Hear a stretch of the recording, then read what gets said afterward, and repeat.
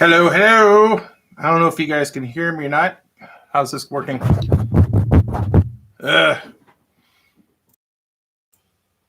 Well, I don't know if my microphone's working. Can you guys hear me at all? Anybody? Hello, hello. The Alex Jones experience. Loud and clear. Thank you, KP. It's working. Awesome. Thank you, Hen. How are you guys doing? Oh my God, where did it go? I'm very unprepared. I got the old one. The old pathetic one that doesn't work. I do got the chicken though. Shaturday, first day of the year. Happens to fall on a Shaturday. I hope you guys are having a very shitty New Year's. I'm going to go get my horn. I'll be right back. Be right back.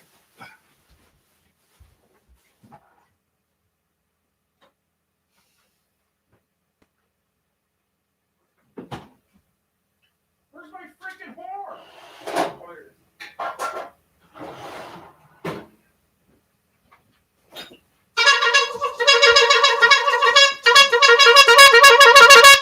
All right, found it. Here we go. And I got the old slide whistle here.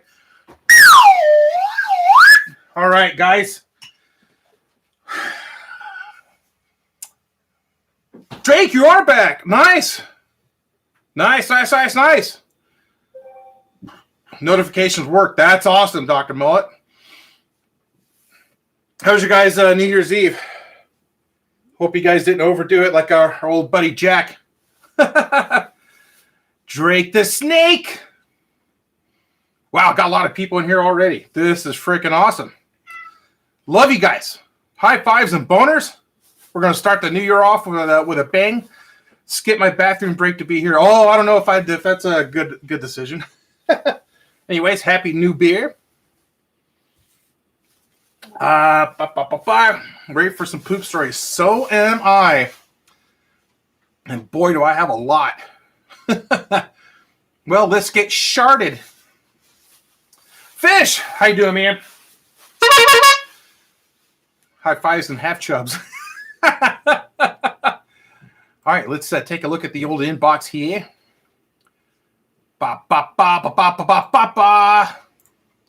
think I'm going to start down here.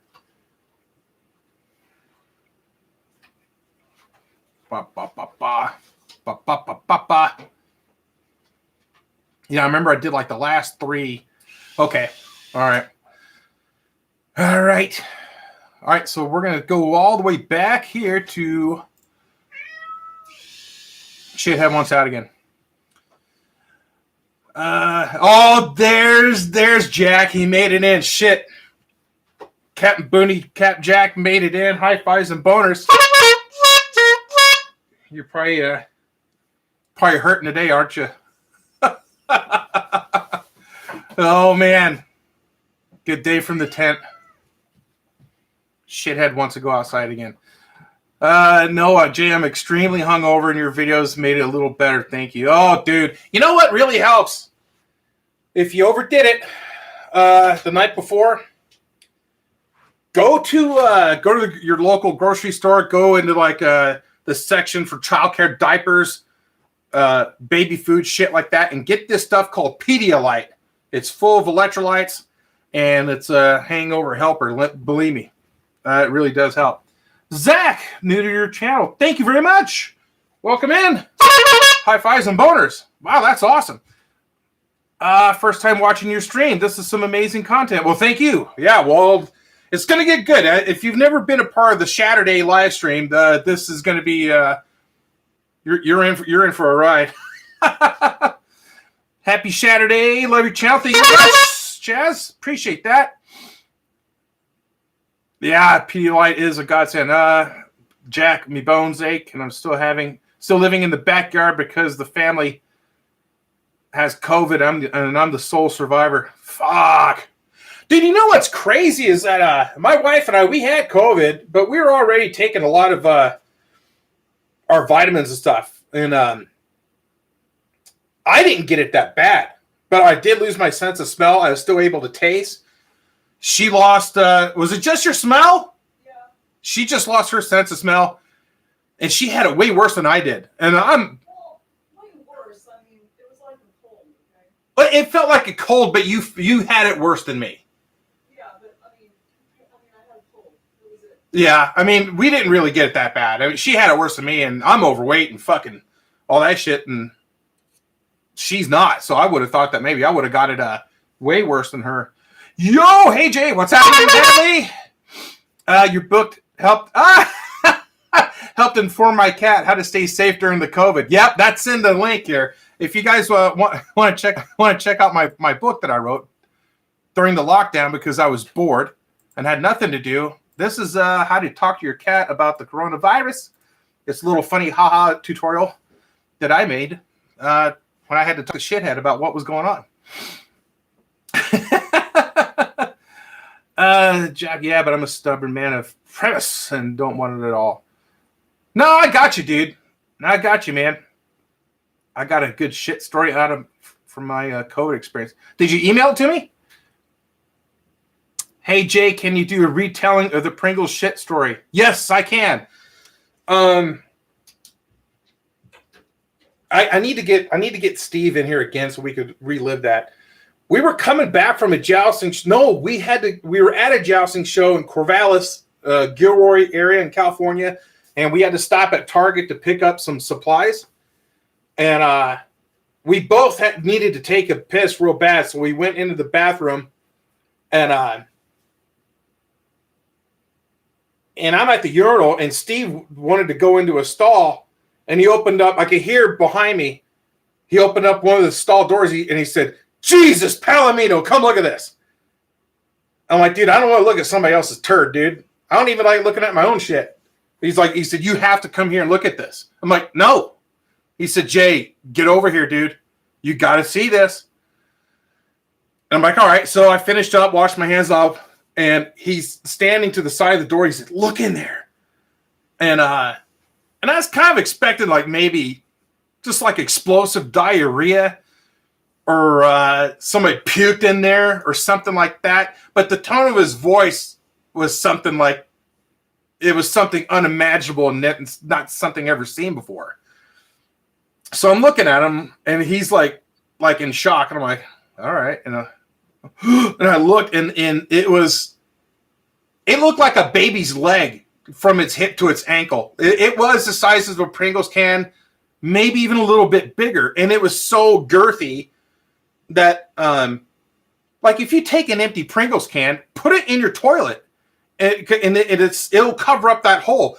This turd had shut down that toilet. It was so big it couldn't go down, and somebody actually tried to flush it because the bowl was like pretty high up with the water, and there's no way that thing would have gone down. That guy needed, like people talk about, like they have poop knives so they could dice up their poop so they could flush easier. Whoever dropped that long needed a poop claymore, needed a fucking poop sword. That thing was just immense, huge. Now, I've taken some big shits in my day. I've never seen anything like that. The thing that really kind of freaks me out is like there was no, like that would rip me open. There'd be blood everywhere. It looked like a murder scene. A scene from Dexter, but there was no. It was solid. It was a clean pinch, and there was no blood anywhere or nothing like that. So this guy's got fucking issues of taking big ass fire hydrant sized turds. It was freaking ginormous. I kind of wish I knew. Like, fuck, I should find out who. It's way too years have gone by, but. I should have taken a picture of it. I know that sounds disgusting. I should have done that. Or and then later call Target and ask for the janitor and like interview the guy. Oh, jeez. Yeah, it was freaking... How many jobs do you think you've had? I've had a lot of jobs, man. I've done a lot of weird shit in my day. Oh, yeah, Jack. Put this one on. Put my vitamin G shirt on just for you, dude. Yeah, had I taken a picture of that, I could have submitted it to the Book of World Records. I should have bought. When I was in that Target, I should have gone to like the school section, supply section. I bought a ruler and like hold it up next to it. I buy some gloves, put gloves on, and like try and get some measurements off of that turd. If I could go back in time, I would do that. I wouldn't go back and buy stock in Amazon or Microsoft or any of that shit. The first place I would go, and the first thing that I would do is I'd go to that Target and I'd get some measurements out of that turd. That would be pretty weird, though, right? Where I'm seeing it for the first time with Steve, and then an older version of me walks in wearing fucking safety goggles and gloves and has a tape measure and a camera. Guys, get out of the way. I came back in time to document this shit. Oh, man. Whoever left that flaps when he farts. Oh, my God. Sounds like a round of applause. Oh, man. All right, you guys want to get into it? Should we just dive right in? Let's get these poop stories going. I haven't been back to that Target since. I haven't. I haven't been back to that Target. I think that was the last year that we jousted at the Casa de Fruta Northern Renaissance Fair. And then the year after that was 2009, where Steve and we competed at the World Jousting Championships in Estes Park, Colorado. So we haven't been back to that Target since. Ba, ba, ba, ba, ba, ba, ba. All right. Biohazard turd. I wonder what the world record size turd is. You know what? I could look it up. I don't know if there's actually a record of it. Guinness Book of World Records. Poop. Bowel movement. Let's see what comes up. What? I don't know. Unreal facts. They're saying it's 26 feet, set in 1995 by a woman at the Cranbrook Kingswood High School bowling alley in Bloomfield Hills, Michigan. You can't take a fucking 26-foot long shit. No, that can't be fucking real. Oh, here's a fossilized one. Let me take a look at this fossilized one. That's supposed to be like super big. Oh, Jesus, Palomino. There's a Chihuahua sitting next to it, and they're about the same size.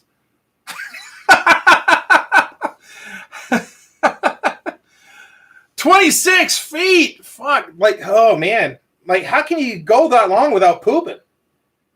Does it just kind of run out of you like a snake trying to... Yeah, I know your intestines are super long, but Jay, I read into that story, and that's when they connected the shit. Oh, so she, and it was a woman too. She took it. It was just continuously shitting and pinching it off, and then another one and another one. Was that in one sitting? Like, I'm wondering about that. Because, I mean, there's been times where I'd had poop like 2 or 3 times a day. How could you do that without vomiting? Oh, dude, I don't know, man. Oh, jeez. Oh, man, the poop stories. I'm going to try. You know what I need to do is find that person and do a live stream Shaturday with her. It says it's by a woman. Did they say her name? I'm going to have to look into this. If I could find that person. Wow. Maybe she has no clench and it was like a spaghetti presser.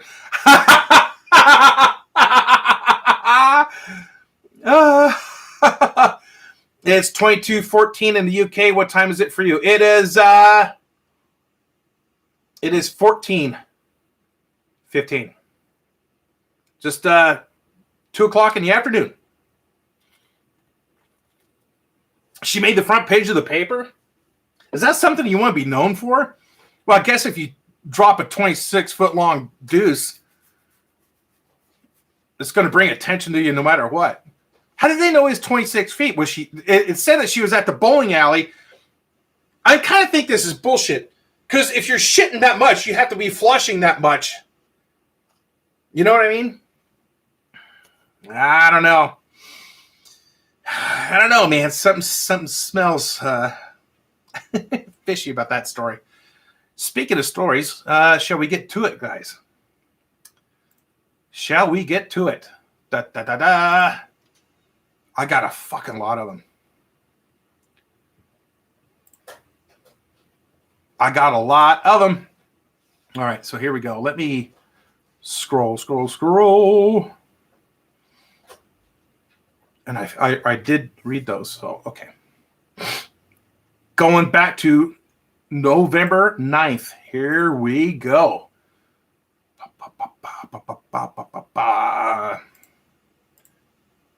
Holy shit, there's a lot of people here. All right, here's the first poop story of 2022. Jay, before I get into this, it is the real C Master from Twitch. Oh, nice. Fucking A, man. It was 8th grade. It was the grade 8 end of the year field trip up to Northern Ontario to a camp. I got put into a cabin with a bunch of my friends and we were having a good time. The third day rolls around and they give us Mexican, mainly baked beans and refried beans. Me and this other guy, after eating, had to go shit. Before we go in, my friend lets out a wet fart and shuffles on it. Shuffles on in the bathroom quickly. He started doing that little penguin walk. As you're sitting there hoping to God you don't start spraying everywhere. And I come in slightly after, but he lets out the most massive and loud shat I ever heard in my life. We joke about it to this day, and it's forever known as the rocket shit. Fucking A, nice one, Cole. That's a good one. We're starting out good. Ba, ba, ba, ba. The pub is open. Me and my friends walked into the chip shop. Did you, dude? Don't ever shit at your favorite pub, man, because they'll fucking remember that. You'd be in a lot of trouble there. All right, moving on. Hello, Jay Shitterbalson. Oh, that's a good one. I love it. I'm here to tell you about the shit story I had in the 6th grade. I was walking down the hall with my class in the gym, and we get there, and our gym teacher says, "All right, guys, today is the fitness gram pacer test." After he said that, one girl went into the bathroom. Then I was there. It got to level 25, and I had to shit. I really had to shit, and I made it all the way to level 74. I don't know what this gram pacer test is. Then as I was running, I feel fucking liquid going down my damn pants. And then I said, oh, shit. Oh, shit, indeed. I had fucking liquid diarrhea, and it wasn't stopping anytime soon. It was all over the floor, on my leg, and I heard a girl scream, and then everyone was looking at the liquid diarrhea on the floor. The one girl stayed in the bathroom the whole time. After gym, I was sent home in a new pair of clothes. And then my new nickname for the whole 6th grade was Shit Kid. I'm never going to forget that. Whoa, Shit Kid. Diarrhea. Wow. Guns N' Roses rocket shit. Fuck. Rocket Queen. That's like my favorite Guns N' Roses song, man. That's funny you brought that one up. Wow. The Shit Kid. Can you imagine being called that or being known for that? Fucking shit at school. Thankfully, I never really shat all over the place at school. I just shit everywhere, all over the side of the highway. And bumper-to-bumper traffic. Ba, ba, ba, ba. Here's another one. We got a lot, guys. This was there was this day a few months ago. I was having a storm brewing in my stomach. I could feel the thunder even before I took off my pants to blow up the toilet. I pooped out lots of small turds that were weirdly high in temperature. Like it's hot? Like you're spraying lava? Now, what I didn't know was this pile of small turds were building up into a literal poop boulder. When I was done, I got up, turned around to flush, but before I did, I witnessed a brown mass at the bottom of my peripheral vision. Oh, you didn't make it in time. It was something that easily wouldn't go down even if I flushed 20 times. I got a long stick from outside, broke it up, and flushed the largest thing I'd ever seen in a toilet. The nuggets merged into a crap Frankenstein waiting to be shot into life.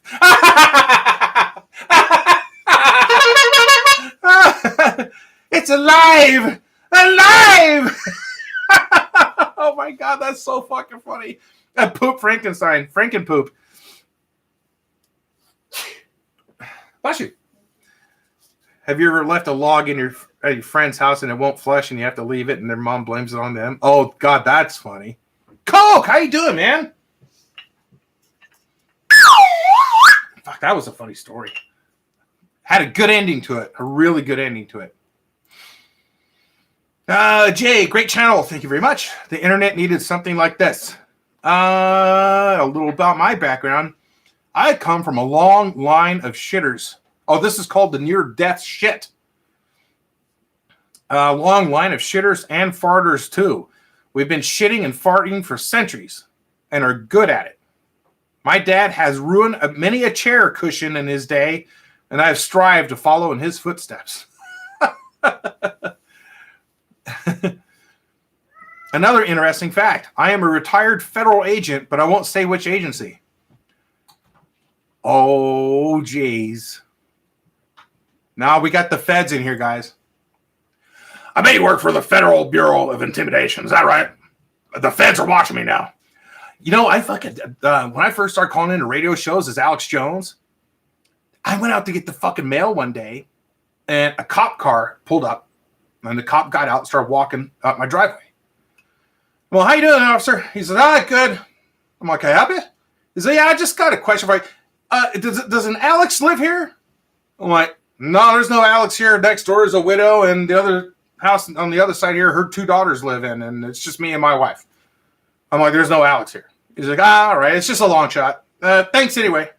And he drove off, and I didn't think anything of it until I talked to my conspiracy friend Kyle. He said, were you calling into radio shows as Alex Jones that day? I'm like, yeah. He said, the guy was looking for Alex. I'm like, holy shit. So, fuck, dude. Yeah, that kind of tripped me out. We need an Alex Jones stream, man. Yeah, dude. Yeah. That's kind of in the works. I'm going to do I'm going to start doing like a conspiracy thing on Twitch. But it's going to be like funny shit though too. You know, I kind of want to make it funny and not so doom and gloom and stuff like that. But I want to talk about various things because YouTube is cracking down on a lot of people that post conspiracy shit. I'm going to play this for you real quick. This is one of the calls I made. I don't know if you can hear it. 50 mile-an-hour winds? That's weird. You never hear about it, though. You know, that's the first time I've ever heard of it. DJ, you asked a little bit ago, what am I up to these days? Well, I've been divorced, sued, lost a lot of affiliates, so I'm hurting. So I'm going to open up my own theme park. Okay, it's going to have a gay frog themed water park, a Sandy Hook escape room where nobody gets hurt because nobody ever did. Oh And I'm going to have a Lee Harvey Oswald shooting gallery, a replica moon landing stage, and I'm going to call it 6 False Flags. That's great. Wow. We need to keep that. That's my God. That is insane.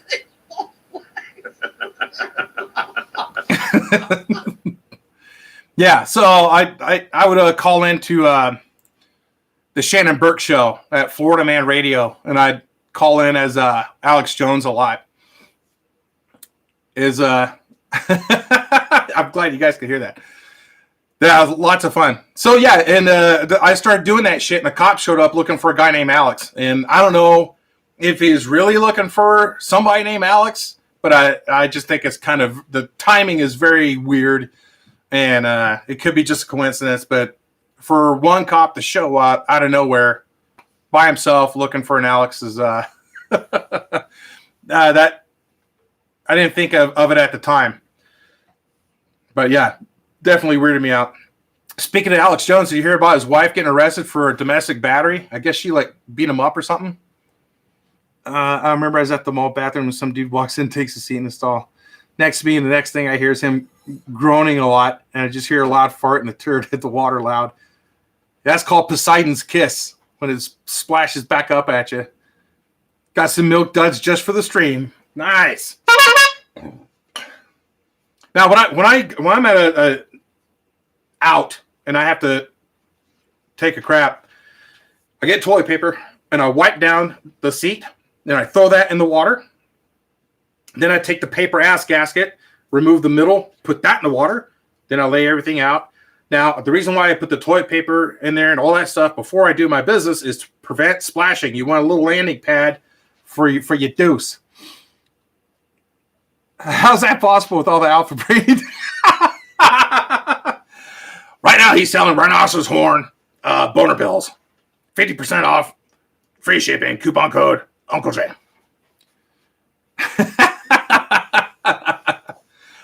Yeah, that's what I heard. I heard it's like Christmas Eve. She, I guess she beat somebody up. I don't know if it was lemonade flavor laxative powder. That's a good idea. Well, shit, let's get back to this federal agent with his poop story. Comes from a long line of shitters and farters and looking to follow in his dad's footsteps. Here we go. I'm a retired federal agent, but I won't say which agency. Sorry, I got distracted by that. This will be relevant in future shit stories. RE, the Olympic security shit story. Just made the wife start cracking up. Mrs. Boson's cracking up over there. The Olympic shit story. Now for the story. When I was 38 years old, I'd been having chest pains for about a week. Ooh, that's not good. One morning, I told my wife I was going to go to work, but I actually went to the hospital. I walked into the ER and told my situation. They sprang into action. Holy shit, dude. After an EKG, they knew I wasn't going to die right away, but wanted to do an angiogram the next morning. Holy shit. For those that don't know, an angiogram is where they puncture a hole in your femoral artery right where your leg connects and next to your groin. Oh, that's right. Is that right? Like near the gooch, between the balls and the butthole? Then they run a thin device with a camera up to and into your heart. Fuck! Since I was staying overnight in the hospital, I had to tell my wife. Oh my God, dude. Ooh. Geez. You didn't just want to tell her you had the shits or something? The next morning, I had the angiogram. When I woke up, the text told me I had a plug in my femoral artery and I should not strain or I could dislodge the plug and I would die. Jesus Palomino. Later that morning, and after the anesthesia wore off a little, they released me. Well, did they get rid of that plug? Later that day, while still feeling like shit, I had a rock hard turd on deck. Oh, no. Oh, this is so bad. Dude, that's like fucking... That's like like you're trying to defuse a bomb or something. Oh, wow. There was no way this thing was going to free fall. I was going to need a hefty shove. So I went into the bathroom, slowly sat on the toilet, and gave a little push. Just a little push. I could immediately feel the strain and pain where the plug in my femoral artery was. My life passed before my eyes. Oh, my God, dude. Well, you didn't die. You sent me this email. After the failed eviction, I asked my wife to go to the drugstore and get me an enema with a stool softener. There you go. But the bitch refused. She was embarrassed. She apparently didn't care if I lived or died. I think you married a lizard person. Dude, that's fucked up. That is fucked up. Honey, I need you to go get me an enema and all that. Oh, dude. You know what I like doing? I like buying tampons for my wife. I like going to the store and buying those flowers. You would have bought the one with the pump? And the pump, everything. You would have bought all that shit? Everything. She would have got all that stuff for me. Give the cashier a little wink and a nod. Typical Friday night at the Boson's house. And some KY, some lube. Or you ask the cashier, I heard coconut oil works better than this shit. Oh, man. Yeah, this poop story's fucking stressing me out.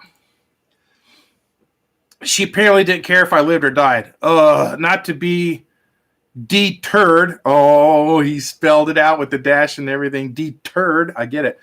I knew I had to improvise. I thought for a minute and came up with a plan MacGyver would have been proud of. I got one of the medical syringes that come in kids' liquid medicines. Attaboy! I went to the garage and got a 3-foot-long piece of translucent refrigerator water supply line. Because federal agents just happen to have that stuff in their garages. To my dismay, the outer diameter of the squirting end of the syringe was slightly too big to fit in the water line. Huh. I got a utility knife and shaved the tip of the syringe down until it would fit into the water line. What a brilliant device. Oh, I would have stormed back into that house and said, look what I had to fucking make. Oh, I'd fucking give her shit for that. Literally. What a brilliant device conceived under pain and lingering effects of anesthesia. Sometimes, sir, that's when we come up with our most brilliant things ever on Earth. I filled a small pitcher with warm water and slowly made my way to the bathroom. No assistance from my wife, I might add. As a straight male, the thought of putting the end of the water line up my ass was terrifying. On gay, straight, pink, purple, Protestant, I imagine shoving a hose up your ass would be terrifying anyways. But I knew it had to be done. This is fucking crazy. I think I would have gotten a shower at that point. After slowly lowering myself on the toilet seat, then hiking one ass cheek into the air, I slowly experienced an Elton John moment. Now with the tube inserted into my traumatized rectum, it hated me at this time. I inserted the syringe into the non-asshole end of the water line. I then shakingly poured 10 cc's of water into the syringe. This was at max capacity. I put the plunger into the syringe body and prepared for the water injection. You know what I would have done? I would have had a fucking turkey baster. Epsom salt. Yeah, some Epsom salts. I would have got a turkey baster, filled that thing up with fucking warm water. I would have put fucking anal ease jelly or whatever all that shit is all over that thing, and I would have plugged it right up my asshole. Or you could just shove some coconut oil. Or shove coconut oil up your ass. I would have asked my wife to help me. I need you to shove this thing up my ass. I would have just died. No, dude, no. It's a funny, embarrassing story. Babe, I'm going to light some candles and put on some music. I need you to shove this thing up my ass. Give me a reach around too while you're at it. I'll buy it. You're shoving it. She said she'll go out and buy it, but I got to shove it. I got little T-Rex arms, though. I can't reach. How are we going to do this if I have a brick turd up my butt? How am I going to get it out? She's not going to help me. I'll draw the line at asshole. She draws the line at ass stuff. Pressure from the first push of the plunger blew the water line out of my ass. Oh, you got some back pressure. The water line was hard up against the turd. Oh my God. That meant another violation was about to happen. I reinserted the water line back into my butt, refilled the syringe with water, replaced the plunger, and pushed more slowly. There you go. You got to go in slow when you're doing anal shit. This time, success! The warm water forced its way in and around the fecal granite. I knew a second dose of warm water was needed. As soon as I removed the plunger for the refill, the pressure in my ass shot the warm, fecal-laden water back through the tube and out of the syringe. Oh my God! I was holding the syringe vertically with the open top right above my groin. The brown poo juice overflowed and a large amount saturated the dressing over the puncture where my angiogram stabbing had taken place. You just infected that area. Instead of dying from a constipation-induced hemorrhage, I was now going to die from an infection that would go straight to my heart. Oh, fuck. I was now in distress. I needed to poop and clean my bandages that the doctor told me not to get wet. I knew the desperate measures were in order. After thinking of my lovely wife, the same bitch who wouldn't go out and buy me an enema, I took a deep breath and pushed like I was birthing a buffalo. Fuck, dude. I'm not sure, but I think I shit a fence post. I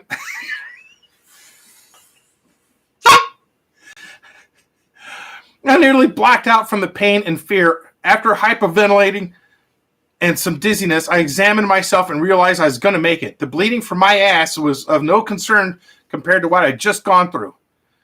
Fast forward, I survived. And just to show what a stand-up husband I am, when my wife needed maxi pads because her cooter was draining, post-birth, I went out and bought them for her. I should have pepper sprayed those pads just for spite, but I didn't. The end. Oh my God! P.S. Just to reassure you and your subscribers, this is a factual account of just one of my many shit stories. I would never cheapen a shit story by lying or embellishing it. That would be disrespectful to the shitsters who came before me. Bravo. Wow. Fucking wow. Dude, I wonder how close you were to cashing in your chips that day and dying on the toilet. Dude, I wonder what his wife would have said if she heard like a loud collapse in the bathroom. Honey, you okay? She cracks open the door. Oh, God! They fucking found her husband covered in brown poop, blood, and fucking a heart attack. Jesus Palomino. Like Elvis. Yeah, going out to like Elvis Presley style. Fucking A. Can you imagine that shit? Like, do you think she'd feel guilty? All I had to do was buy him an enema, but I was too embarrassed, and now I killed him. But at least I got his life insurance policy to look forward to. So yeah, sounds like a Pringle can poop. Oh, man. Wow. Yeah, how do you top that? Yeah, we can end this right now. I mean, that was fucking incredible. I would have cleaned up those bandages. I would have called the doctor, and I would have told him everything. And said, I might need some antibiotics. Why? I got poop in me. Wow. Yeah, he needs a Purple Heart, that guy. Thank you for your service, sir. Holy shit. I think that's going to be the best one of the day, guys. But we'll keep on plugging along. Wow. The time I had diarrhea at a water polo pasta feed by Peyton.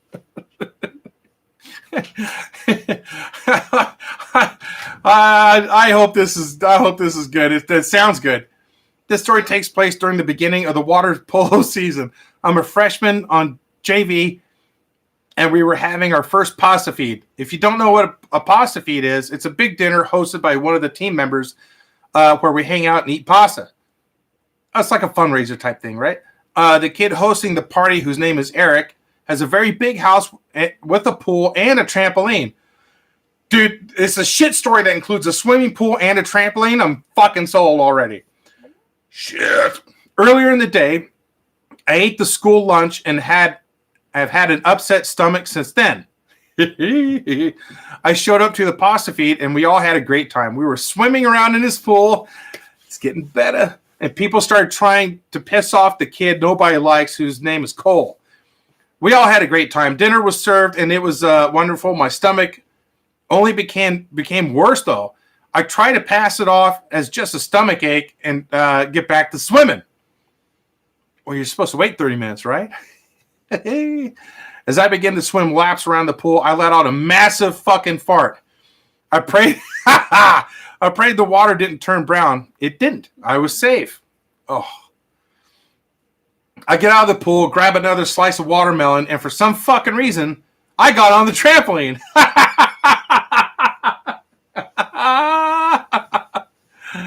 This, of course, was a terrible idea.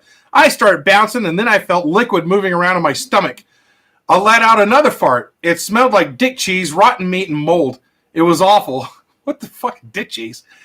At this point, I had to shit very badly. I rush over to Eric and ask where the bathroom is, and to rush to it. I lock the door as fast as I can. I pull up the seat, sit down, and let my asshole loose. It was so loud that I had to tell my asshole to shut up. Once it came to it, start coughing when you're farting to save yourself from embarrassment. It's like when fat kids wear shirts when they go swimming. It's to avoid ridicule. Once it came to an end, I was exhausted. I felt like I had just ran 30 marathons. I waddled back to everyone else as if nothing happened and hopped in the pool again. And I started swimming to clear my mind of the massive shit that had just come out of me. As I'm swimming, my stomach starts to hurt again. I run to the bathroom again, trying to avoid being seen. I open the bathroom door and a wave of the most foul aroma hit my nostrils. This is from my previous shit. I open the toilet seat and my asshole explodes with fecal liquid. Here we go again, I thought to myself. As this massive flow of diarrhea comes to an end, I begin to wipe. This task took about 15 minutes, as every time my asshole was clean, more shit came out. Once I finally finished, I prayed that it would go down the toilet. I flush. It struggles. But eventually the massive blob of toilet paper layered with shit had gone down.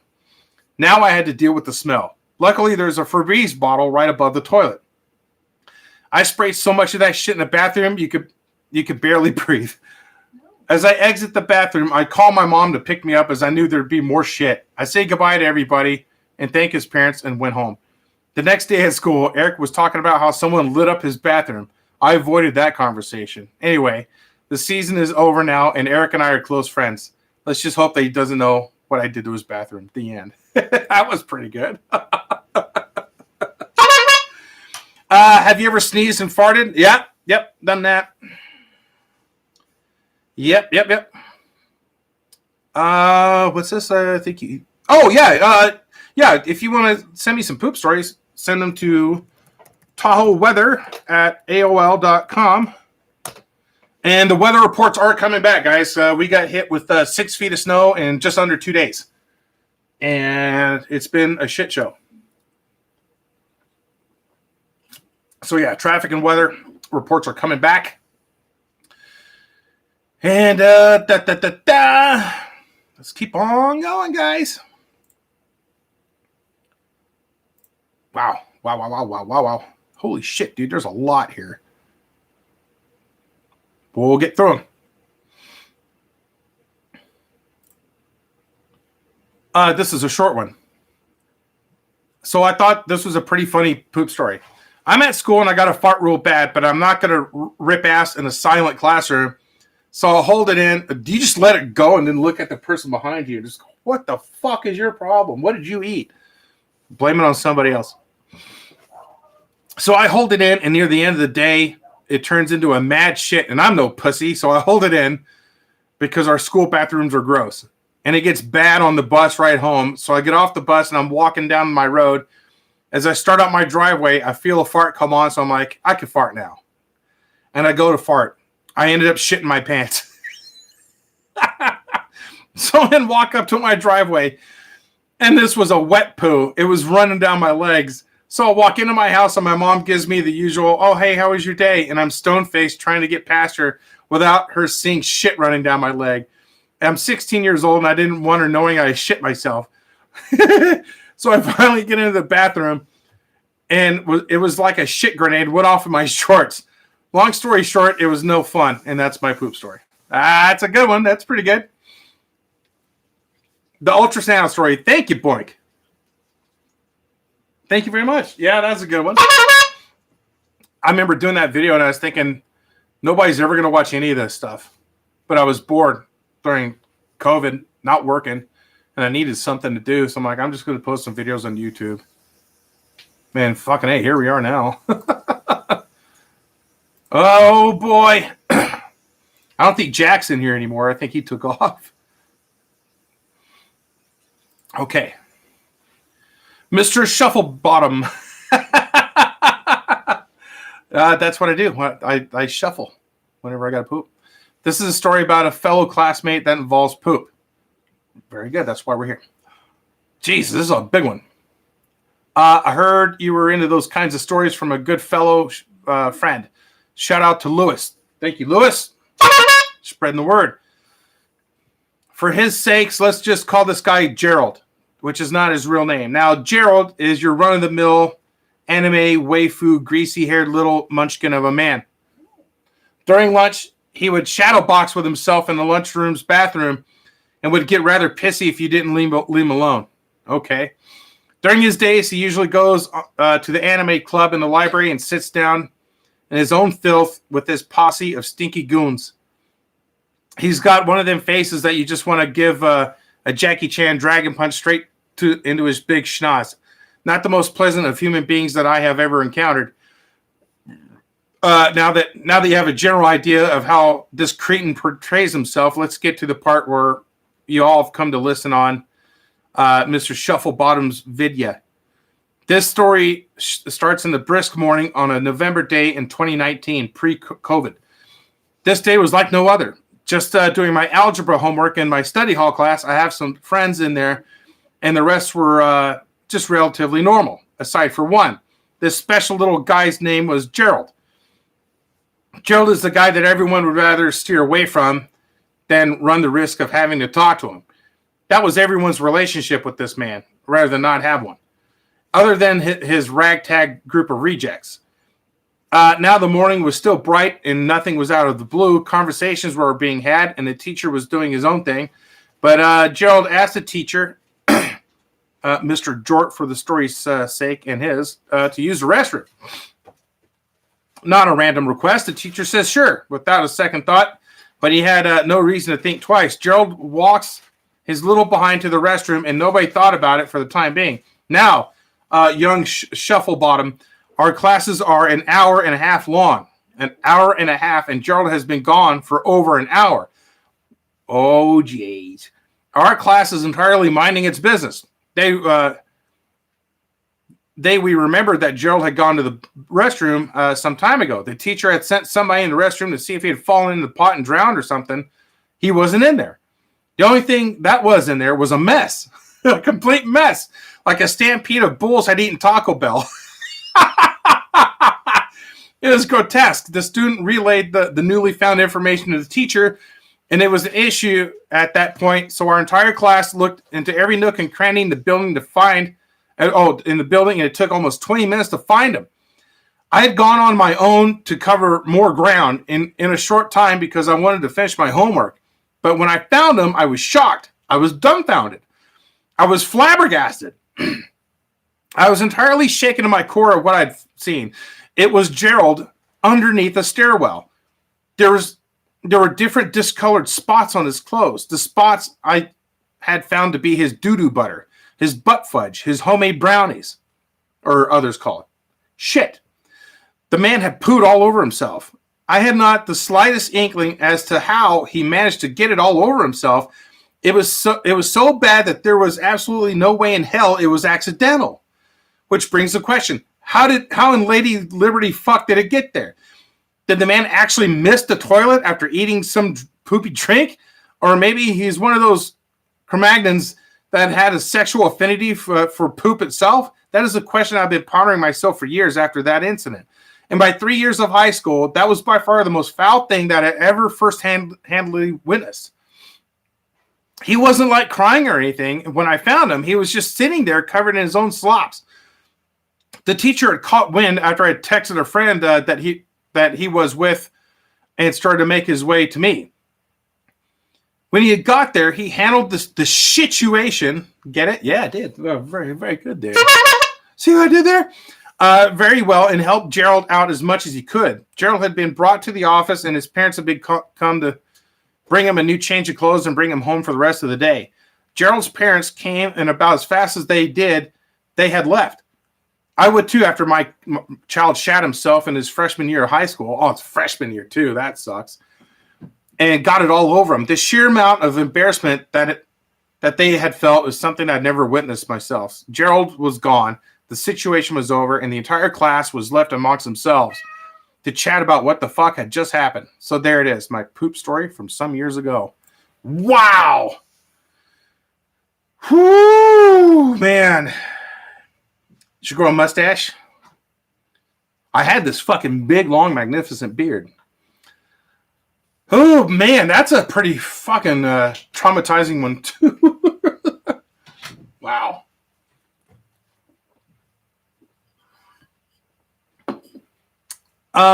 Favorite story from me? The Pringles turd ones, that's a good one. You know, I on my YouTube channel, I made that. If you click on playlists, I've made some playlists, like traffic and weather reports. I got that up there. Story time is just me just telling stories, and the ones that are of sexual in nature, I made a playlist for that one, and it's called 50 Shades of J. So there's that. Ba, ba, ba, ba. Jimmy, the urinal shitter. I know a guy took a shit in a urinal. His name's Colin Brady. He's got the best fucking poop stories ever. He was in Jamaica and he was shit-faced drunk because he was at an all-inclusive resort, eating the food there and stuff, and the guy had mud butt as it was. He went to the bathroom. The stall, somebody was in the stall. He couldn't get in there to shit.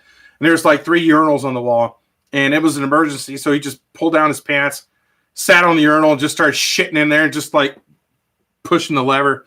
And people were walking in and out going, oh, God. He's like, hey, there's fresh chicken in the buffet, just FYI. This guy did traffic for a radio station. And he was up in the helicopter, and he was starting to shit himself. And he made the helicopter pilot land in a Burger King parking lot so he could go in there and clean himself up. That's a true story. I'll be back. Man, I miss the old Colin stories. I got explosive diarrhea. Can't come in today. These are pretty good food stories. Remember you dropped that Yeah, well, I'm going to open it on front of the camera there. on the couch. Huh? You're gonna get it all over the couch. No, I'm going to get all over me. I dropped this 6-pack of beer earlier. Just a little hiss. All right, we're good. We are good to go. Ba, ba, ba, ba, ba, ba, ba, ba, ba. Oh, the Denny's one. Dude, the Denny's fucking story is crazy. Oh, Meme Sentinel's in here. Holy shit, dude. You could come back and watch it later. The stripper and the ceiling fan was the best one ever. That's a fucking classic one, dude. The dine and ditch story at Denny's. Dude, yeah. I got some fucking great stories, man. And there's more coming. There's more coming. Yeah, like fucking some stories I forgot about. My wife's like, you gotta tell the story about this, that, and everything, and blah, blah, blah, blah, blah. And I'm like, oh, wow. All right, getting back to Jimmy, the urinal shitter. Jay, I got this one story from when my dad was a kid at school. My dad went to school in a Catholic convent. Convent? Wait, huh? He went to a convent. Convent? Is that how you pronounce that? I'm not Catholic. I'm a Protestant. So I don't know. But I do like Father Ted, though, if you ever watch that show. Harrison! Hey, man. Hope you had a great Christmas and a great New Year. Thank you very much. No, dude, if he's any better, it'd be illegal. We had a really good Christmas. We had a really good one. Thank you very much. I hope that you had a good one as well.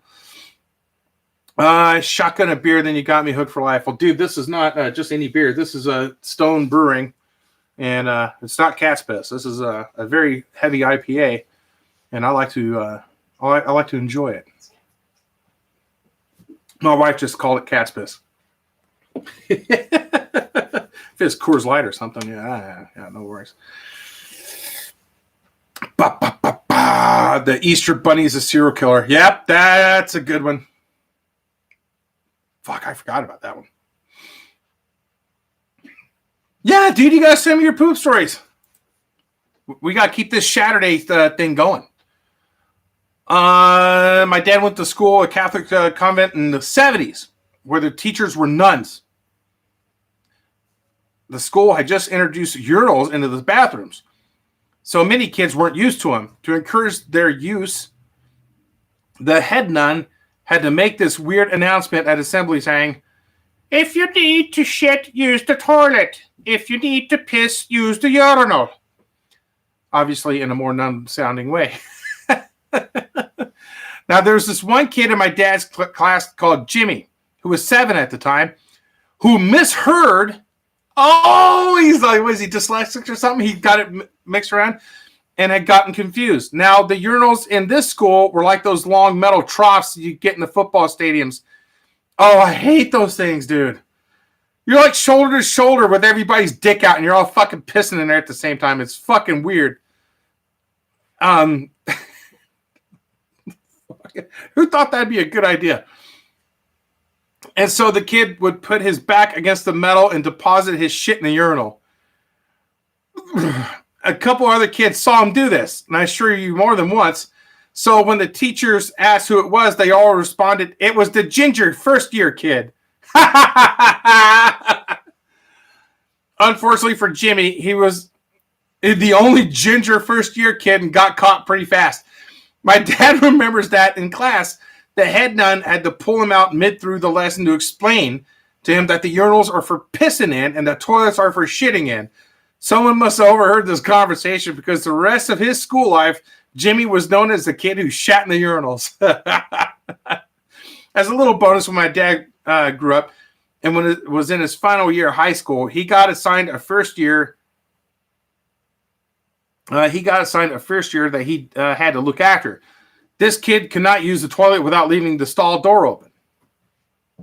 Why?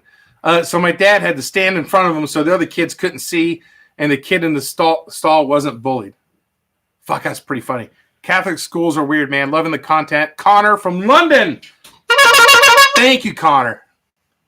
That's fucking funny, dude. Oh, Jack is back.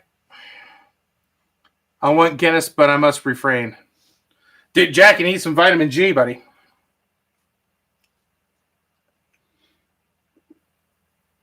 Need you back in the game.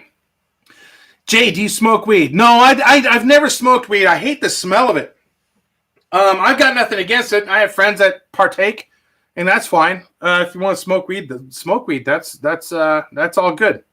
I think it stinks. But where I live at, you could buy it legally, in stores. And I bought some edibles, these little gummies, and I was thinking, I'll give that a shot. I took one, and it didn't do shit. I didn't feel anything. And I was kind of thinking that maybe because my body's different, like I got bit by a black widow in my armpit, and it swelled up like a tennis ball. And I had to go to the emergency room, and the doctor looked at it. He said, "I have to lance that and drain it." I said, "Yeah." He said, "It's going to fucking hurt." He said that. I said, "Yeah, I know." He said, "I'm going to get you on an IV with some morphine." I'm like, "Fuck yeah, I saw that shit in Private Ryan. Those guys are getting shot. They got morphine. They were, woohoo, bring it on." He put morphine in me, and it was just like having like a beer buzz at best, and it hurt like hell. So I'm thinking, maybe fucking pot is like that. It doesn't do shit to me. And so I took a gummy, an edible, didn't do nothing. Well, these things aren't shit. So I took another one. About like 15 minutes later? 15 minutes later, right? At least, yeah. At least. I got Pearl Harbored by the devil's lettuce. I felt like I couldn't move. I laid down in bed, And my skin felt weird. Like I couldn't move. But I could if I tried. But I felt like I couldn't. So I just put on my earbuds and listened to Elder and the Space Lords and just went on a little journey. And my wife's like, "You okay?" I'm like, "Yeah, I'm okay. It's just fucking pot.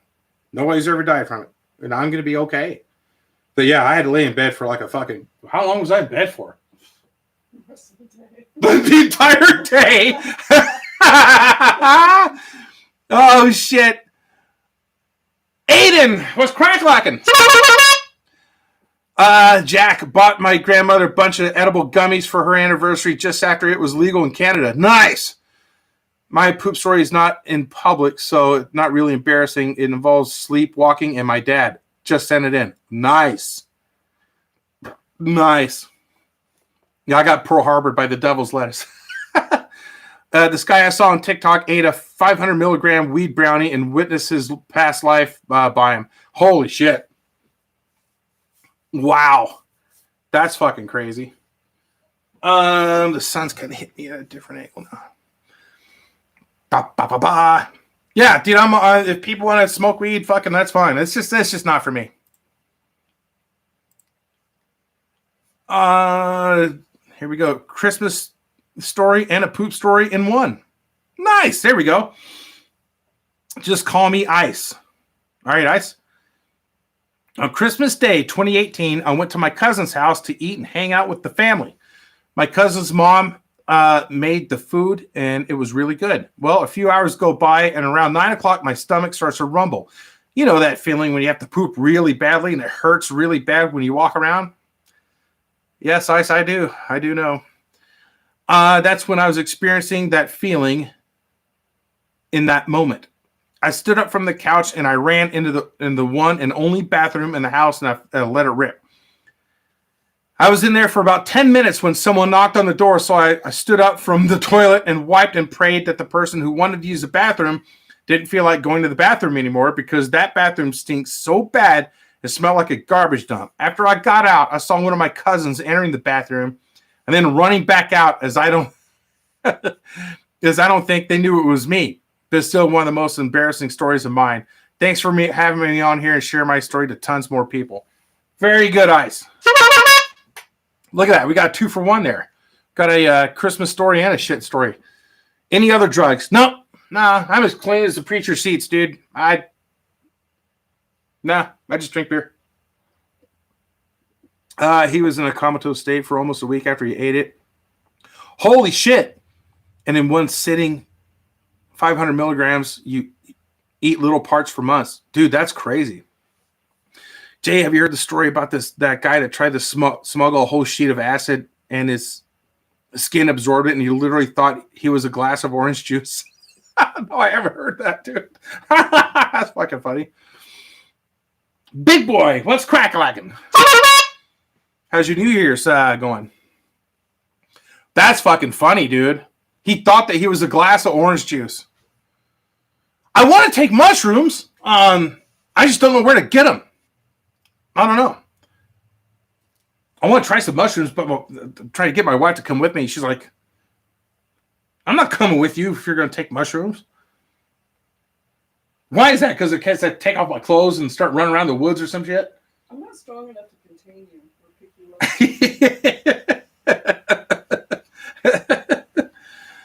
up. Yeah, like after listening to Joe Rogan and shit, like, dude, I want to try that DMT shit, fucking mushrooms. I want to do all that stuff. But that, as far as drugs go, I think that's all I'm going to do. I'm not going to start smoking crack or anything, so don't worry about that, guys. What are your thoughts on Atlantic salmon? I don't really have any. New Year's was okay. Trying to snuggle some beer, but was caught by my cousin. Jack chiming in here. Once warned a man before entering a bathroom after I used it. That's nice of you. In a room, I saw a fellow Canadian, and we wear the same hat. So I look at him and I put my hand on his shoulder and I said, "You don't want to go in there, bud. Trust me." Random question: if the Easter Bunny and Santa were dropped into the Roman Colosseum and has to battle, who would win? I think Santa Claus could win because he could reach into his bag and pull out a fucking AR-15 and ventilate that fucking big-eared bastard. I should do a live stream on mushrooms. Fucking hey, dude! I got to get him first. I got to find him somewhere. That could be cool.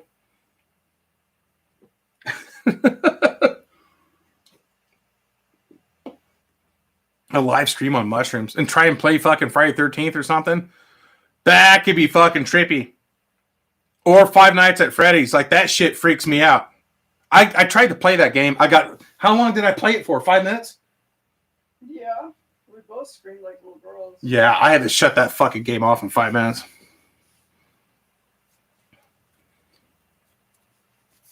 Fucking Five Nights at Freddy's. Fuck that shit. Did you guys see that my Instagram? That video? I was at Chuck E. Cheese. I was there to work. I was the service call. I had to clean the beer lines over there. And while I was waiting for that shit to get done, I walked over to where the stage was, and the lights are off. And Chucky fucking moved a little bit. I'm like, oh, fuck. I'm recording it on my phone on Instagram. Then he fucking looked right at me and blinked his eyes, and I fucking ran out of there like my ass was on fire. I left my tools and shit in there.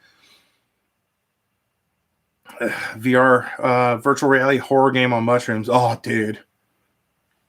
Dude, Five Nights at Freddy's is fucking terrifying to me because I fucking... Dude, that shit freaked me out when I was a kid. I remember I was at a birthday party, and those animatronics are pneumatic, so there's air in them, and sometimes that pressure releases. Well, here I am, I'm fucking like 10 years old, and the lights are off on the stage, and those robots are just sitting there, not moving. And I kept hearing this little psh, psh, every now and then. I'm like, what the fuck is that? And I looked, and I heard it go, psh, and the fucking one of them looked right at me, and, and it scared the shit out of me. I didn't know what the fuck that was. You know, they shut down Chuck E. Cheese's. Like a lot of them have gone bankrupt. And if the one in Reno shuts down, I fucking want to get a GoFundMe, a Kickstarter, or some shit, and get the money, and I want to buy it and turn it into a Five Nights at Chucky's escape room. That would be fucking great. That'd be a lot of fun. Make it an escape room. Scare the shit out of fucking people like me. That would be intense, huh? How's the toilet paper idea come along? It's coming along. It's just a dream, dude. You know, one of these days, man, I'll get it going. The thing is, like a lot of things, it takes money to make money, and I don't have any money. Okay. Take that idea to Shark Tank.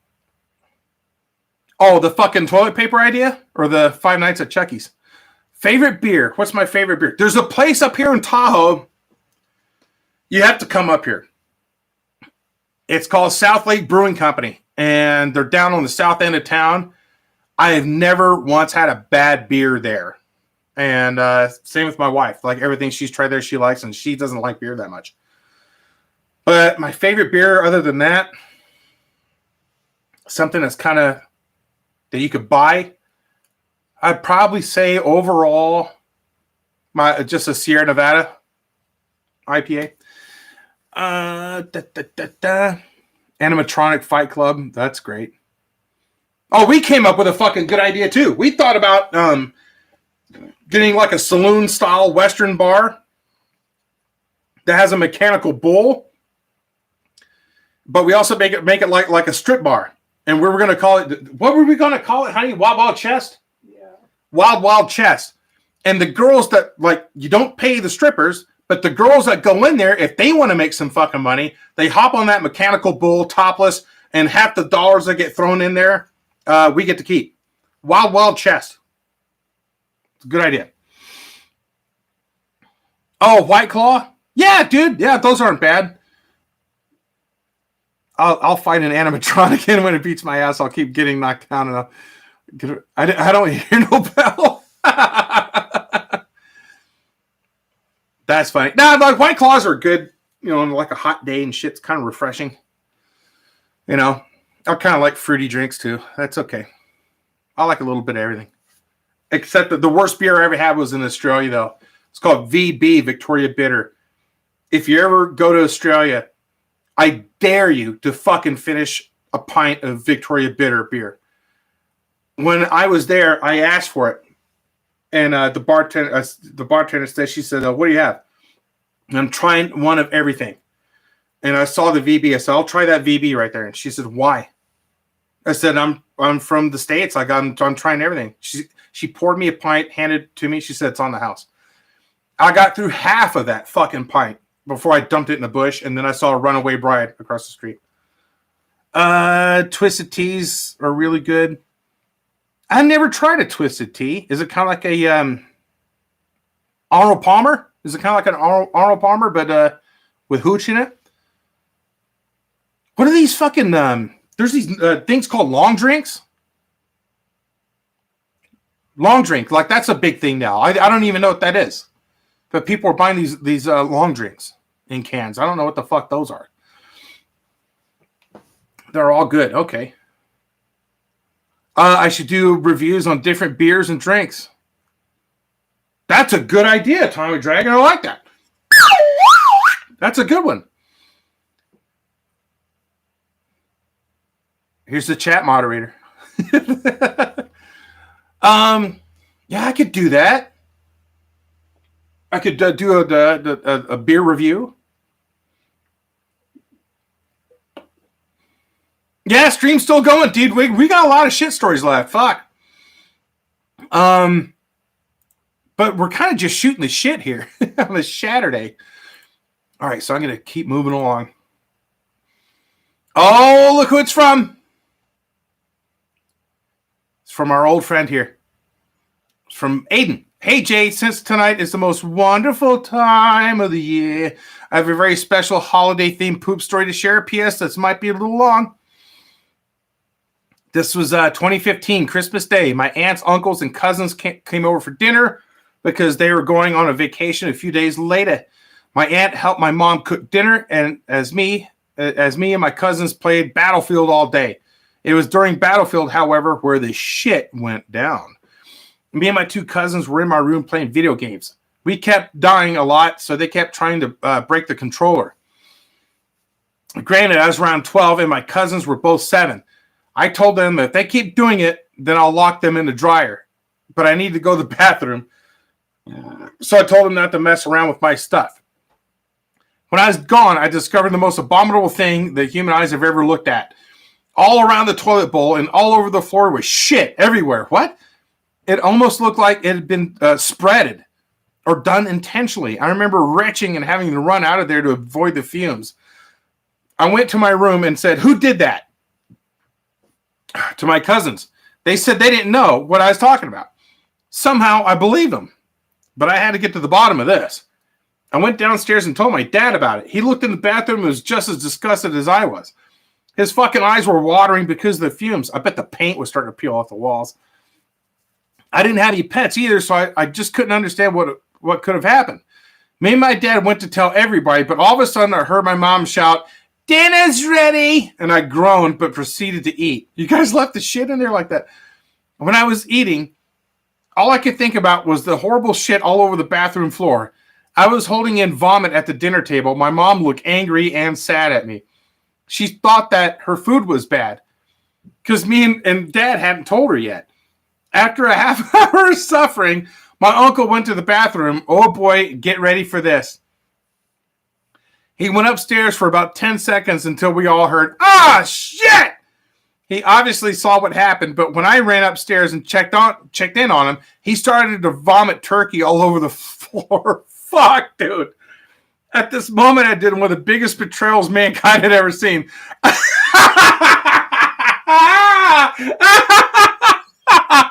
I closed the door in on him and waited until my parents came up. You fucking shut him in there. Did you hear that? Yeah. He closed the door on his uncle, left him in there. Oh my God.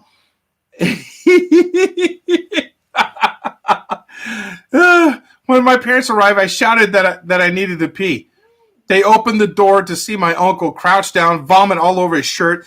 He gave one look at me and left the house. Oh, fuck. My parents looked at me confused and went to look inside. My mom screamed and covered her nose. This is fucking gold, Aiden. After a few minutes of figuring out how to clean it up, she ended up just shaking her head and went back to dinner with my dad. I was left alone. I had to deal with it. I retched at least 50 times cleaning that shit and vomit up. I can't look at the bathroom the same again thinking about what happened in there.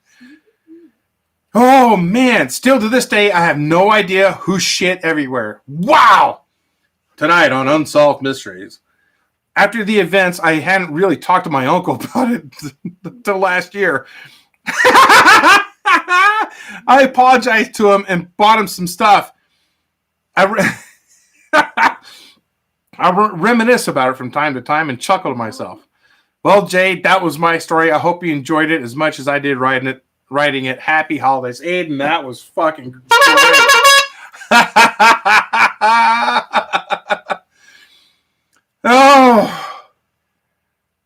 Oh my God, that's fucking hilarious. Wow. Oh man. Oh, that's fucking funny shit. Oh, we're getting closer to Jack stuff. Fuck. All right, I got enough for next week too. Yikes, there's a lot. There's still I got 20 of them. Hello, Jay. Good day to you. I hope you're having a wonderful Christmas so far. I am. And I hope I give you another reason to laugh. This story goes back to around 1997. I had a girl, and we were both 13 at the time, but her little brother was around 8 or 9. I spent a lot of time with their family because I enjoyed their company and how they'd boss me around in a joking manner. Being a middle schooler, it was natural of me to try and do stupid shit to fit in with the crowd. So I kind of treat her brother like mine as well and just kind of boss him around. He didn't seem to mind and thought it was funny, as did I, so there were no problems. That's cool. You're like big brother.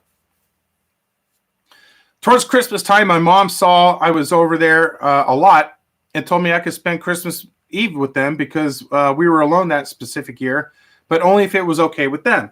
I was reluctant to go there because I always felt like Christmas was a family holiday.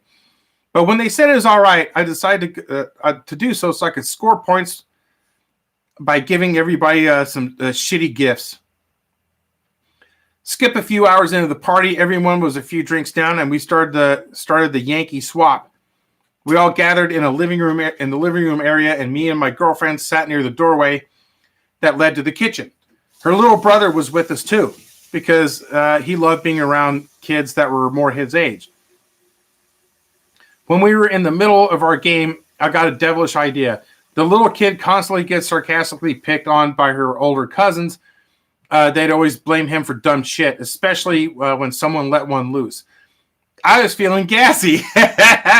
So I tapped him on the shoulder and said some shit like, "Go get your sister a drink." And when she looked at me with confusion, I winked at her and she went along with it. As he's pouring her a cup of whatever, I slowly just let it go. If a monster fighting movie was a shark, this would be it. Because it started out so fucking silent, slow, would drag on. Then suddenly you're about to fall asleep and it randomly erupts into a giant bundle of craziness. And as the sound of my ass slowly picked up and increased, my cover was blown. I let out the juiciest fart in my life, but only a little came out. But in fact, that anything came out at all, even sound, made me want to kill myself. The party went silent, and someone just announced they were pregnant with their neighbor's kid. A few people looked towards me. Others just didn't want to make the situation at all any worse than it already was. Conversation slowly, awkwardly caught up. New Year's is coming up. That should be cool. So I got up. And to avoid anyone seeing any damages that could have possibly bled through my tan khakis, I was walking backwards when I tripped over their cat. I didn't even know this little fucker existed. I fucking fell down and, oh my God. And the bitch was latched onto my leg.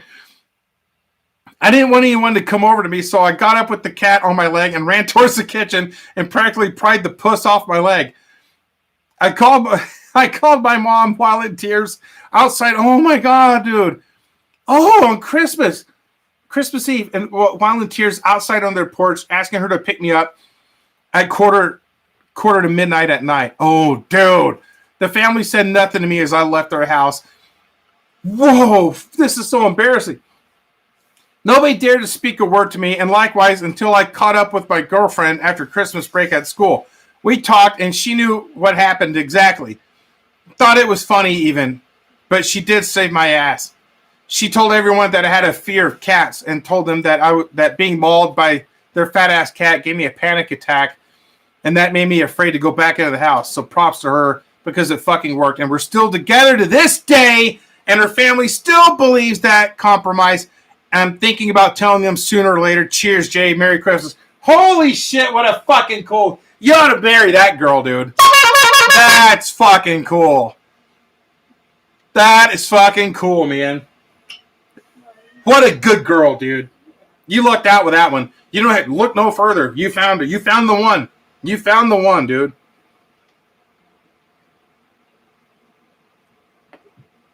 That's great, dude. That is really fucking cool. Really fucking cool. Shit, Miss Pot 3. Wow. That's a good story, dude. That's great. Who sent me that? Thomas.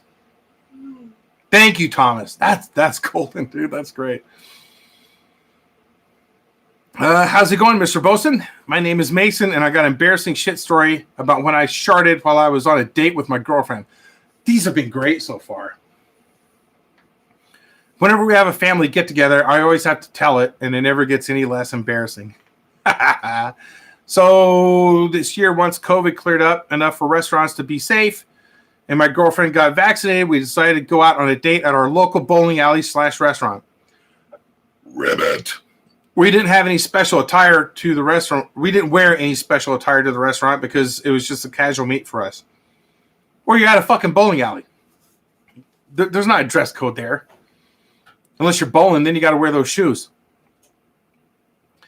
So as we got there and went inside and sat down, we got our menus and ordered an appetizer of chips and salsa. At this point, I hadn't eaten jack shit the entire day, and I love spicy food. So between us, both, I ate the majority of the chips and salsa. After that, I then decided it's a good idea to get a medium rare steak since I've been craving one. Dude, where's this bowling? I don't know if I trust steaks at bowling alleys. Right? That's like gas station sushi. And it's like a gastropub. They have them now. Yeah, gastropubs have that, yeah. Bowling alleys are like that now. Yeah, I guess bowling alleys are a bit like that now. Midway through our wait for our entrees, my stomach started to rumble. Oh, it was the chips and salsa. I thought nothing of it and continued to eat more chips. Just as the entree went to us, I felt a fart coming. I again thought nothing of it and let her rip. And it was dry as a desert, no sound, just plain air. But it smelled like a rotten egg. It was so bad. I could hear the people next was complaining that something smells bad. Oh, jeez.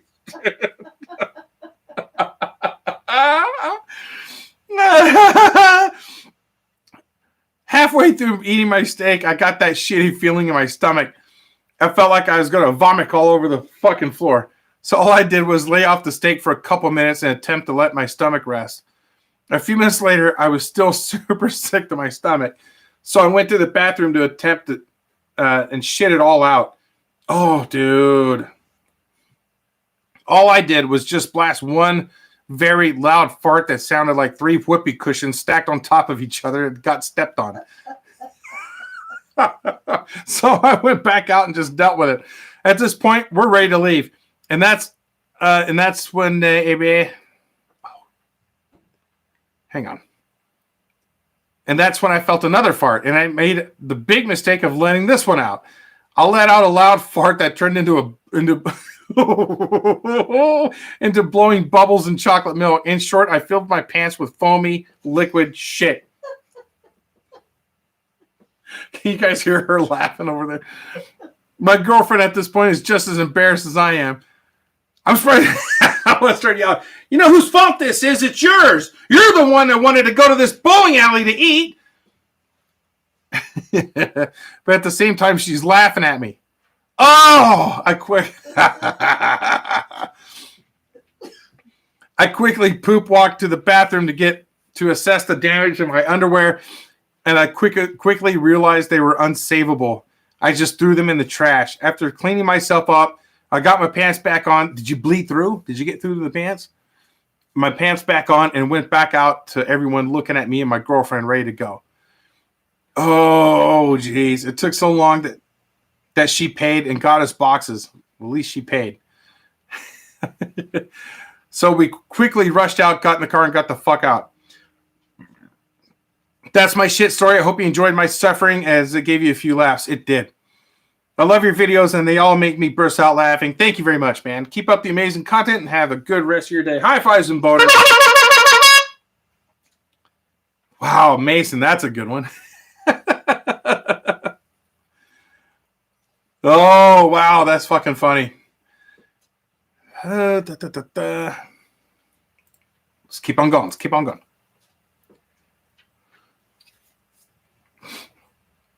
Here's one from Gary.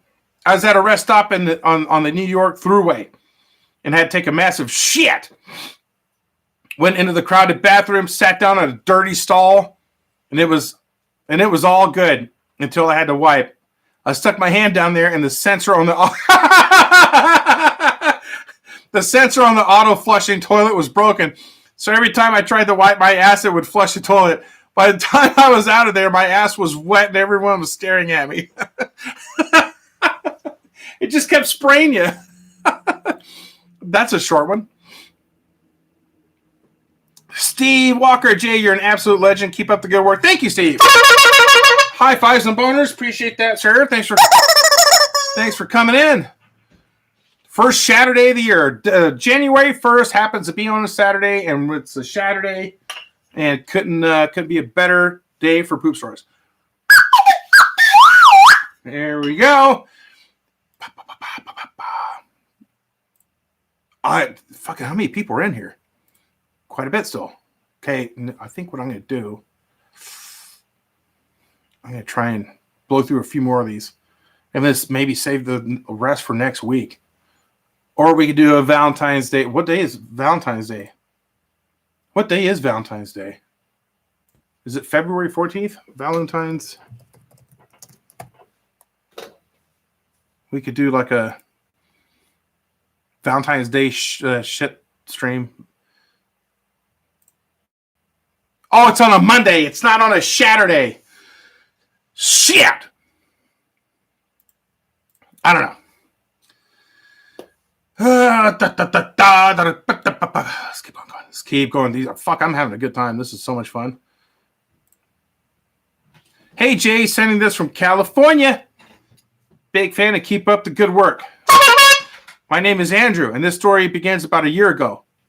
I came back from a friend's house to watch a movie, and when I came home, my family ordered food from a fast food chain, and had gotten a flurry from there. A flurry. Oh, I think I know where this is. Had about 2 spoonfuls. Keep in mind, I'm lactose intolerant. Oh, no. Oh, Jesus. So about 30 minutes passed by and my stomach isn't feeling so well. So I get to the bathroom to take a shit. And I kid you not, it's coming out like lava. It did not stop. I was there for about 40 minutes straight. Whew, but afterwards I felt so much better.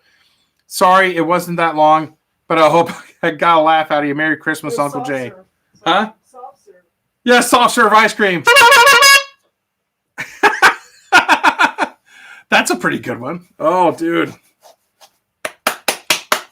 Yeah, fuck, dude. A lot of people in here today. These are good stories, too. Are you guys having a good time? Fuck, I'm having a great day. Let's keep on keeping on. Riley. Sup, Uncle Jay? This story's about me in elementary school, so I had been holding in the whole day. At the end of the class, I really needed to go the bell.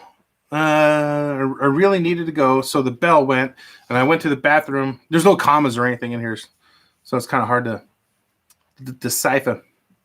So I went in the bathroom with my mate in different stools, obviously. But when I was leaving the stall, okay, my mate was in the other one, and I saw a big ass shit on the ground, and I told him. This dude grabbed it with tissue paper and ran it to the bin. I ran away laughing, though, and gagging. I'm pretty sure I ditched him as well as he probably was wondering where I was, but he had this big shit in his hand and with only toilet paper covering, so there's the poop story. So he actually picked it up and started chasing after you? That's fucking gross.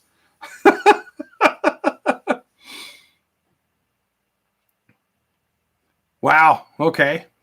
Okay, here's another short one. At my school, the buses arrive a bit earlier than the school opens, so me and my friends had to stand in front of the school for like 20 minutes. While standing there, I suddenly had a massive ass cramp, literally cramping my ass cheeks. And then I thought I had to fart, but it's actually a massive pile of diarrhea, which everyone had to smell for the next 20 minutes. Oh my God. Another story is when I shit myself before school and had to go without any underwear, which dumbass middle school me thought it'd be a good idea to just tell everybody. Oh, fuck.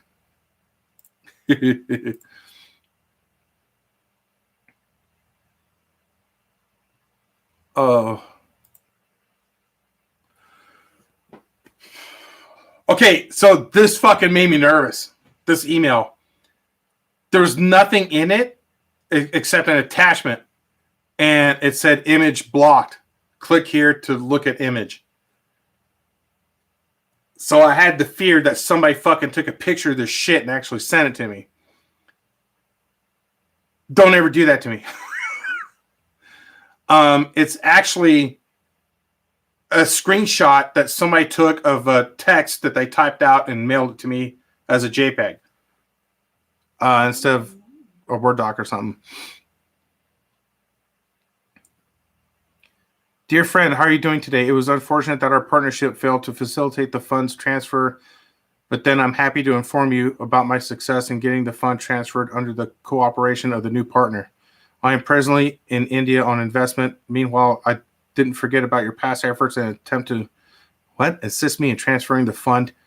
Despite the fact this is a damn lizard person trying to hustle money out of me. I'm sick of this crap. It's a fucking spam is what it is. I should email them back saying I just took the biggest shit of my life. I should I should respond with one of the poop stories. Just copy and paste it.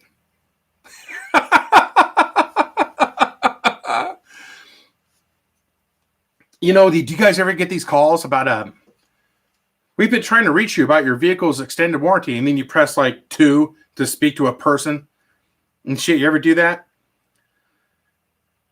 I'm gonna catch them one of these days on the fucking stream. I hope they call me right now. Because what I do is I ask to speak to an agent, and I start asking them what they're wearing and stuff, and then I start breathing heavy, like I'm yanking it, and I make them hang up on me. I make their lives horrible.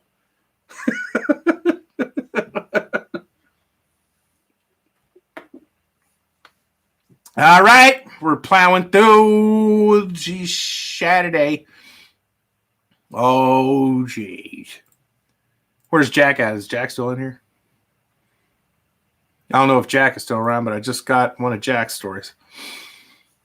When I was spending a night over at a friend's place on a late winter night in 2019, I'd been eating a lot of food that was an ass disaster waiting to happen. I also just started taking fiber supplements. What do you call that? Nature's broom? Nature's broom. The wife calls that's nature's broom.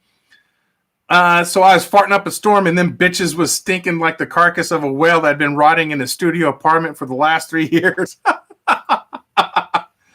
There's Jack. Because I was fighting so much, my friend started to take these farts as fighting words, so I was banished to sleep on the couch instead of the spare room because the fucker was afraid I'd shit the bed or something. Oh my god! You hear the shithead? Shithead? You hear Jack? You guys want to see shithead? Let me go get him. Shithead, come here. Everybody wants to see you. They want to say hi to you. Come here, buddy. Oh no! I want to be picked up. He's a good boy. He's a happy boy. Da, da, da, da, da. Happy Shaturday, shithead. Ouch. Ouch. He's a good boy. Ow, ow, ow, ow, ow, ow, ow, ow. Ouch. Ouch. Shit. Ow. You don't have to be so rough. You don't have to be. You don't. You could be a good boy. He is a good boy. Ouch. Okay. Yeah. All right. I'll let you go. All right. You want to play chicken? Get it. Ouch. Shit. So I'm here trying to go to sleep on this couch that was not comfy at all, and my spine was at a minimum at 80-degree angle upwards. And then the dog was my blanket on this couch, and he had his snout buried into my ass, and I let this massive fucking fart unleash from the depths of my ass. I think this thing rocked the house like an earthquake. And then the dog immediately wakes up and jumps down and starts retching from it. It starts throwing up from its stench. And the thought running through my heart, through my head at this moment is, this fucking rules. I just made a dog retch from my fart. But then the fear, if I have to clean up this dog's puke, happened. Luckily, it didn't puke, but I have flatulence, bragging rights for life. Yeah, you do. That's fucking hilarious. Oh, the Discord. Yeah, it's in the description, but I will send you a link. I'll post it up right now. Invite people, copy, paste. Here we go. Yeah, join the Discord. Check out my Twitch, if that's also in the thing. But I'll post on here. Yeah, I like to up on Twitch and play games and hang out with you guys. Shoot the shit. If you want a helpful how-to guide on how to talk to your cat about the coronavirus, you can find that here as well. It's only $1. I'd give it away, but Amazon won't let me. And there we go. Jack's on a roll here. When I was a wee lad, about 4 years old, I've had this memory lingering in my mind for many years, and this tale is one of body and mind, deception, and humanity's basic instinct where danger arises. Ooh. This is a tale about how when I was 4 years old, me and my dad went on a walk around the village, and when we were about 100 meters away from the house, my dad tells me to walk faster, but my little legs couldn't keep up. Then my dad bolts and leaves me behind the 7-foot-tall Canadian man in the Irish summer heat, made the 100-meter sprint faster than Usain Bolt for that shitter, and I suppose came in on a crash landing because when I got to the house, my dad was in agony, and the toilet seat was ripped off the toilet. What did he do? He just ran in there, and just ripped it off and had to go. What makes this a particularly tragic turn of events was that the light bulb also blew when he got to the toilet. So my dad made a 100-meter sprint at the speed of sound and then crash landed on the toilet seat, breaking it, and then proceeding to put the severed toilet seat back on while in the darkness and continued to shit in the dark until I got back. And for the first and last time, I saw my dad as a defeated man. It just wasn't his day.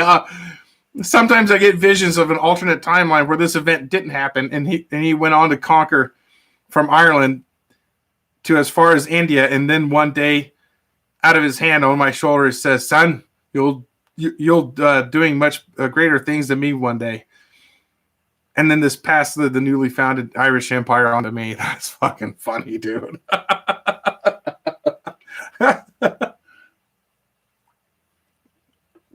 That's some good shit. Okay, should we keep going? We can keep going. Fucking A. Or do you guys, should we save it for next week or what? Tragic tale indeed. What do you guys think? We've been doing this for an hour and 40. We could I got 12 left. Now either we could just go ahead and blow through these, or we could meet up again next Saturday. So you guys let me know. I'm gonna grab another. Shithead. What do you think, buddy? Huh?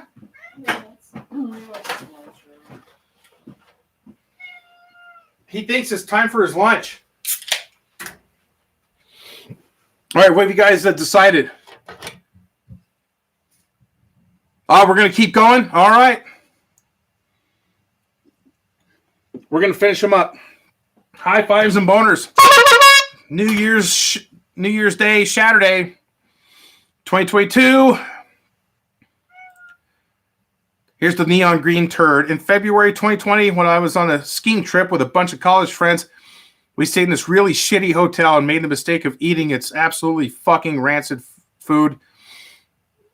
And all of us were retching trying to eat this food, but continued to eat it anyway because we were starving for days at that point after skiing for 8 hours. Yeah, you eat anything at that point. One day, I come back to my room after skiing and my guts are in absolute bits. I felt like I ate a roll of barbed wire and had to take a shit. The shit that came out of my asshole was something I'd not seen before and did not think was humanly possible in the body.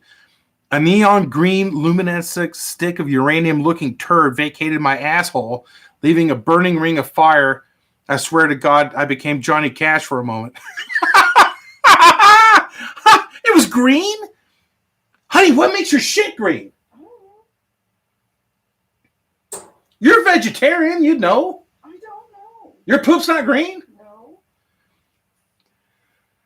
I think this uranium shit was used to power Chernobyl back in the day and must have made it into the hotel food, causing some disgusting mutated shit. And then because this tale happened in February 2020 in Italy, 5 days later, the entire country went into lockdown. And we got out of the country 2 days before lockdown. And I would have been trapped eating that hotel poison for God knows how long. To sum it all up, I had a neon green luminescent uranium shit and skiing in Italy 5 days before COVID brought the world to its knees. Mary Shipmas from Ireland, sexiest man 7 years running.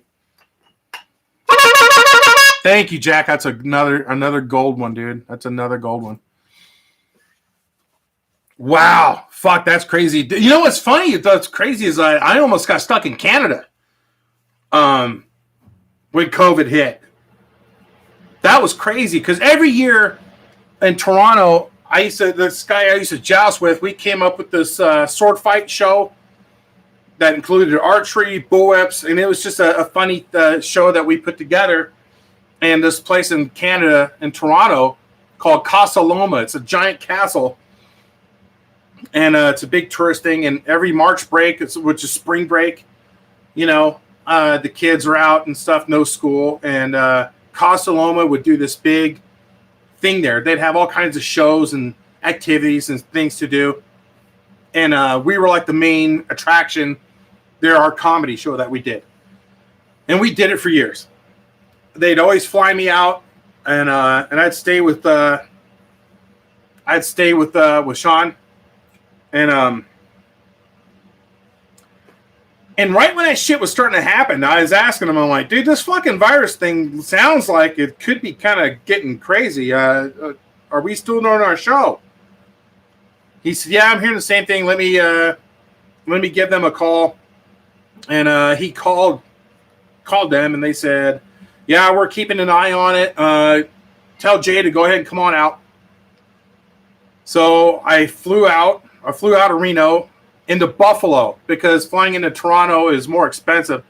So Sean picked me up in Buffalo, and then we went across the border at Niagara Falls. And the next day, we're working on our show, rehearsing it and stuff. And nothing's changed. Everything's still a go. And the day after that, the news started getting really insane with the COVID shit. And so we reached out to Casa Loma again, and we're like, "Is everything still going on?" And they said, "Yeah, but we're a bit concerned about this, so we've decided to cut some of the other acts, but we're going to keep you guys, so everything's still a go." Okay.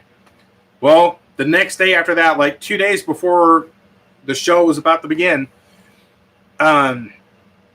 they asked us if we could do a third show during the day for free. They're not going to pay us. And they're scared that nobody's going to come out anyways because of COVID. And they were always good to us. So we're like, yeah, we'll do it. And even the TV shit on the news, yeah, we'll do it. Because at that point, they canceled every other event there, but they kept us.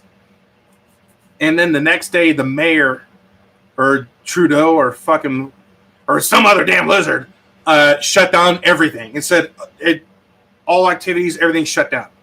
So Casa Loma said, sorry, everything's done. And then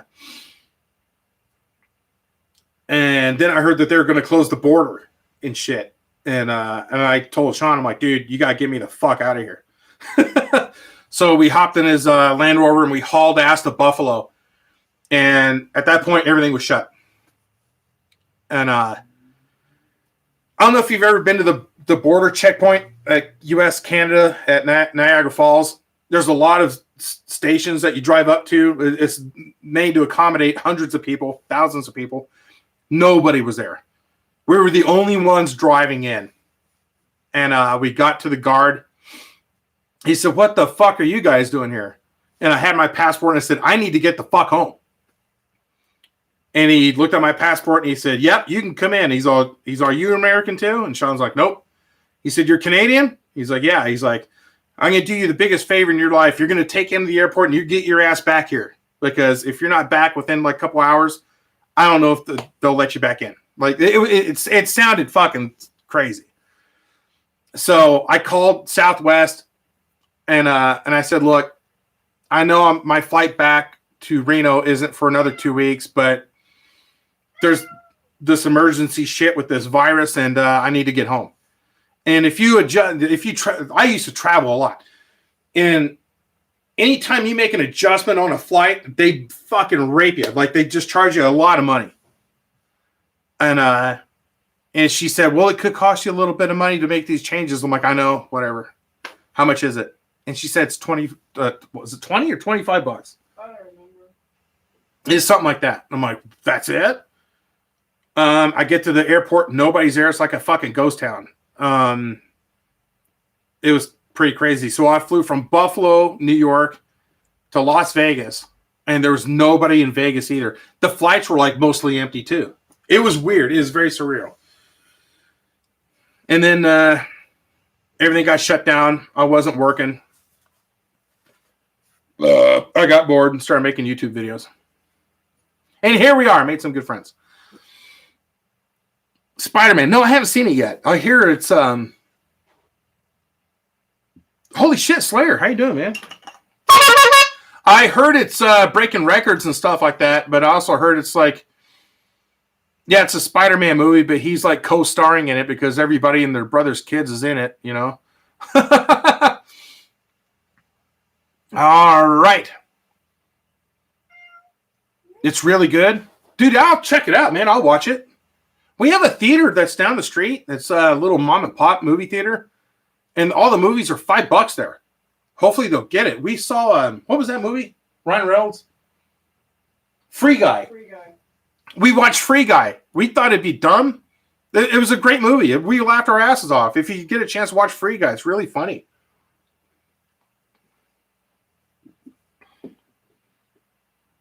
I never announced the stream on Discord.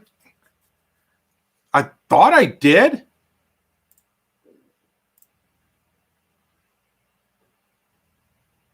Oh, shit. You know, I kind of thought I already had it. I thought I had it set up for that. Well, shit, dude. I'm sorry. Shit. Oh, man. Well, next time I'll definitely remember it. I got to look into the settings on that because I thought it's supposed to be like an automated thing. Yeah, Ryan Reynolds is fucking hilarious. It was really good. Ba, ba, ba, ba, ba, ba, ba.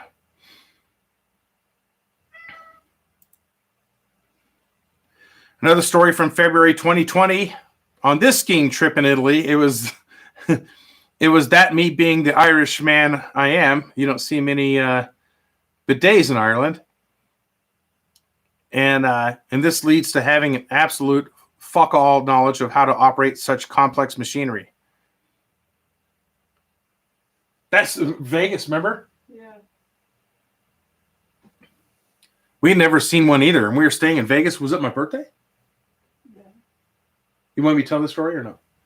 I don't know what you're talking about. The thing that squirts the water up your ass? Oh, I don't care. It's a bidet. Yeah. We're in Vegas. We're in Vegas for my birthday. And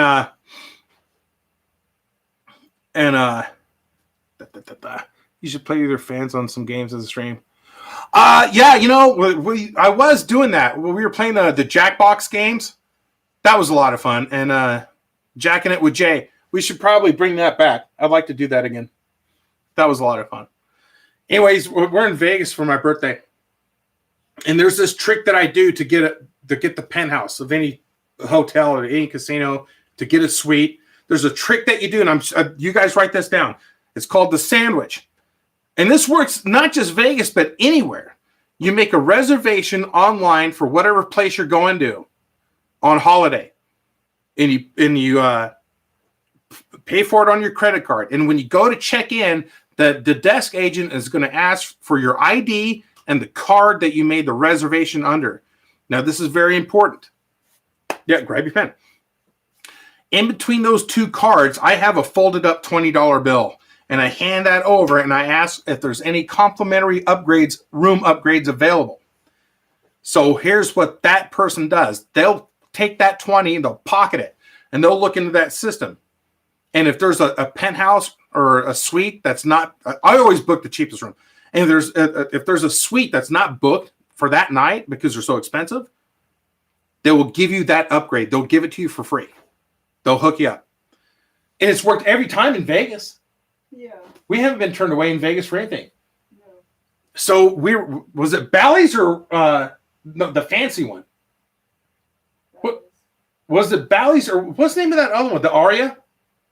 With the tablet that controls the curtains and all that shit? Mm-hmm. It wasn't that one, it was Bally's, right? With the hot tub in the room? For what? With that had the bidet. No, it was the fancy. I don't remember. Anyways. So yeah, I mean, we had rooms that are at the top of the building with hot tubs in them and shit, and one of them was when we stayed at the Aria, you open up the door, and then the curtains open, and the lights came on, and music started playing, and it had a tablet, and you could control everything in the room with it. And one of these places we stayed at, there was a regular toilet, and there was something next to it. It's a bidet. It was a bidet. And my wife had to use the bathroom. I'm like, use that thing and press those buttons. And the water shot at her. And I guess it was a little too warm. She jumped off it and was like, fuck, I think it burned me. It's pretty funny. And yeah, that's a bidet. But you know what? I'm going to invent a bidet, a special bidet. The bidet cleans you after you use the toilet paper. That's what it's for. After you shit, you hop onto that thing? Yeah, so you're not using toilet paper. I'm going to invent a bidet that has a little camera on it. Okay? And you hook it up via Bluetooth on your phone. You get the app, and it has like a bullseye. And you can move it and line it up with your leather Cheerio there and start shooting at your butthole to clean yourself up. And I'm going to call it the bidet. do you think of that? Any weird hotel stories? Dude, yeah. We used to stay on the Queen Mary in Long Beach, and that ship is haunted as fuck. We've had some really, really. Will it work on Android?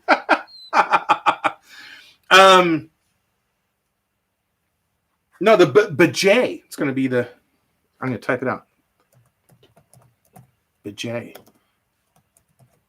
There you go. Look at that. The Queen Mary was our all-time favorite place to stay. We would, and if you're not familiar with the Queen Mary, it's a ship that was built in Ireland, I believe. And she was commissioned in World War II as a troop transport, painted all gray to hide in the Atlantic fog and called the Grey Ghost. Set a speed record. It was so fast, and it cut a British destroyer in half because during the war there was a U-boat sightings, and so they started zigzagging, and this British ship zigged when it should have zagged. It got in front of the Queen Mary, and the Queen Mary cut it in half and was told not to stop to rescue the sailors on board because they didn't want to risk of it getting torpedoed. And yeah, and there's like people said that they were staying on the ship. It's a hotel now, and they would hear random banging on the sides of the boat and stuff. So it could be the ghosts of the sailors. We got a video where I left the camera running in the porthole in the window, facing the door, so you'd see if anything came in or out. And one time the camera got jolted and shut off for some reason. Another time we set it up. We went out to dinner at the restaurant on board for drinks and stuff. And we came back, and then the cabinet doors had opened up as soon as we walked in the door. And that was fucking weird. Another time we stayed on board. I should tell these Queen Mary stories on YouTube. We were asleep, and I heard the faucet turn on in the bathroom. It was dark in the room, but not dark enough to where I couldn't see because it's a small cabin we were in. I could see the water coming out of the faucet in the bathroom. I'm sitting there, and I'm still breathing heavy as if I'm still asleep, and I'm watching this shit. I'm like, what the fuck?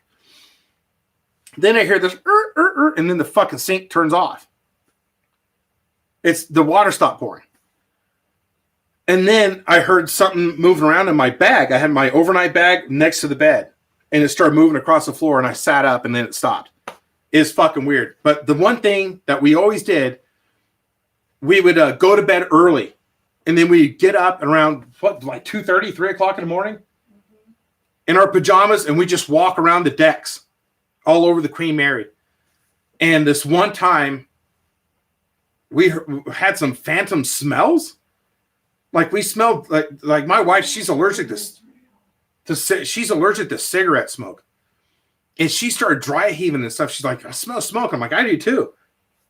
And it was in this area, the ship is just a regular deck. I scored on this bag there. And there's cigarette smoke everywhere. It was like kind of making your eyes water. But the smell from the cigarette smoke was like old. It's like the kind of cigarettes that my grandpa used to smoke. Like it had that familiar scent to it. It's really fucking weird. And there's no ashtrays anywhere or nothing. You couldn't see it.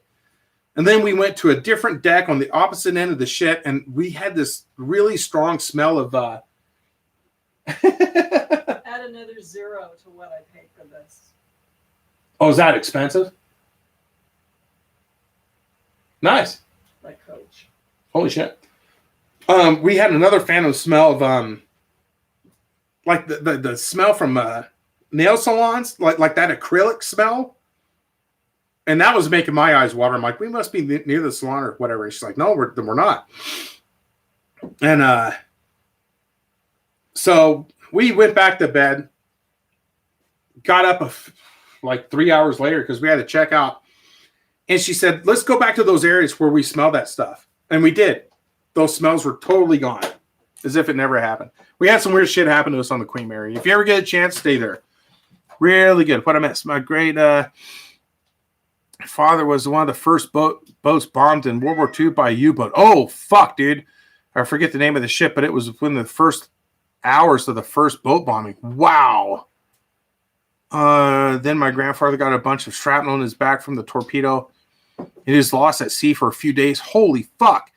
And we still have his logbook, and it's all waterlogged and covered in blood, but still readable. Fanny Phantom farts. Well, there is now. I left some. Wow, Jack, that's crazy, dude. Have you been to New Orleans? I have not. I haven't. I had a friend that went to New Orleans, and what's the name of that voodoo priestess that lived there? He went to her gravesite, and people leave things on it, and he had printed out a picture of me and left it on her. Such an asshole. She's still pissed. Madame LeBeau Louveau, I don't know. There's a famous voodoo priestess in New Orleans. And my friend printed out a picture of me. And he wrote on it, "This guy needs to be punched." And he left it on her fucking, on her tomb there.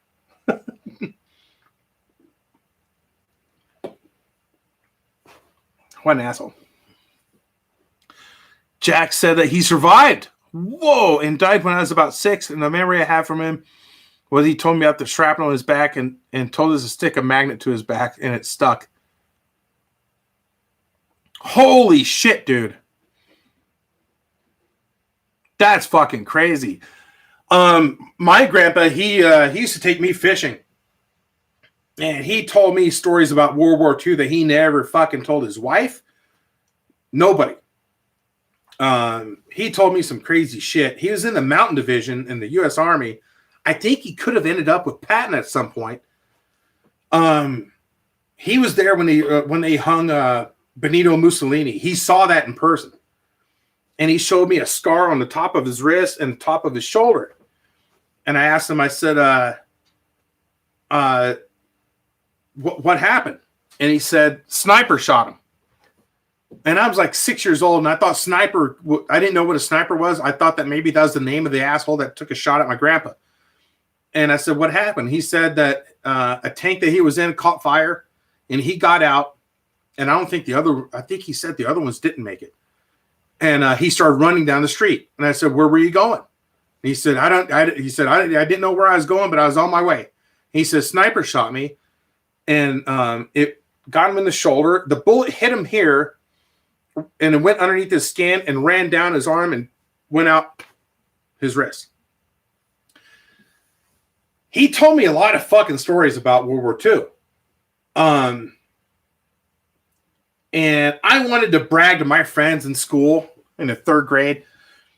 I was proud of my grandpa. I'm like, fuck, my grandpa's a war hero. You know, I'm going to tell my friends all about him. And I was thinking, I want to know how many bad guys he killed in the war. And this was the most sobering fucking thing that's ever happened to me, was this shit. That really woke me up as and here I am, this little kid.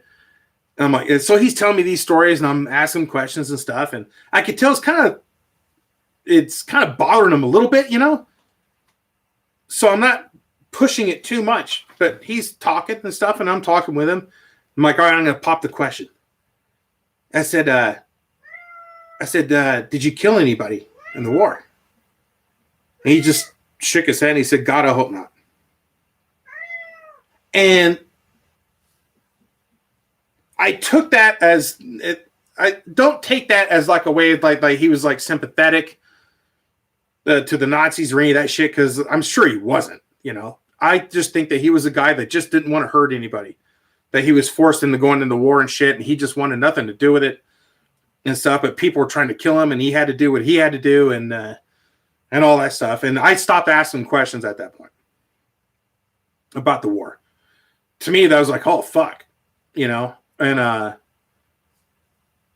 then years later, my grandma and my mom and aunt and everybody, they're like, oh, we're going to take all of his medals from the war, and we're going to have a special box and have him placed in there, a display box, and he can hang it on the wall. And I told my mom, I said, that's a bad fucking idea. I wouldn't do that. I'm like, why not? He should be proud. I'm like, I wouldn't do that. Don't do it. And they went and did it anyway. and fucking had the box made, gave it to him on his birthday. He unwrapped it, opened it up, looked at it, and he got up and left the room. So, yeah, and there's a point in Belgium. He got injured from some shrapnel or something. Something sent him home. It was a pretty bad injury, I guess. And that was his ticket to get back home. He made it home to his wife, my grandma, and he saw some doctors and stuff, and they told him that he'd never be able to have kids. And about a year after that, my mom was born. He lost his extra check from the government, and he got mad at her. He's like, "Thanks a lot, Louise. Now we're now we're not getting that check anymore." And then my grandma gave birth to my aunt, and then my uncle, and years later, fucking he's teaching me how to catch catfish. That's another story I'll tell you guys. Oh, fuck, Joshua, I'm sorry to hear that, man. Riley, yellow lab, passing away the other night. Oh, I hope it wasn't on Christmas. Josh, I'm sorry to hear that, dude. I'm sorry to hear that, man. Yellow labs are something special, you know? I'm sure she's in a better place, though, dude. She's with Betty White. Yeah, Betty White's feeding your lab right now, hanging out. Oh, Riley, fucking A. That sucks. I'm sorry to hear that, dude. Why do I have the Union Jack pillow? I've always wondered. Sherlock Holmes. My wife is a big fan of the Sherlock Holmes stories from Sir Arthur Conan Doyle. When I first met her and we started dating, and the first time I went to her apartment, above her bed was this gigantic map of London, a street map of London, and there were like push pins in certain areas, and they were all colored, different colors. And I saw that, I'm like, London, huh? So you've been there lots of times? And she said, no, I've never been. I'm like, so what's with the thumbtacks on the map? She said, these are where certain crimes or incidents, things have happened during the Sherlock Holmes days. Sherlock Holmes stories. I'm like, wow, okay. And then fast forward to, like, she knows everything about Sherlock Holmes.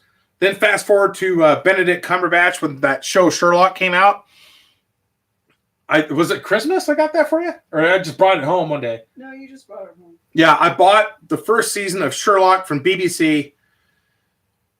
And I said, honey, I got this Sherlock show for you to watch. People say it's great. And she's like, it's not going to be good. Nobody can do Sherlock. Nobody. Holmes. Nobody could be Holmes. There's no Holmes, Sherlock Holmes that anybody can do right. I'm like, well, let's just pop it in and take a look and see how bad it is, you know? Just humor me. 5 minutes into it, she's freaking out going, oh my God, this is fucking Holmes. This guy is the perfect Sherlock Holmes.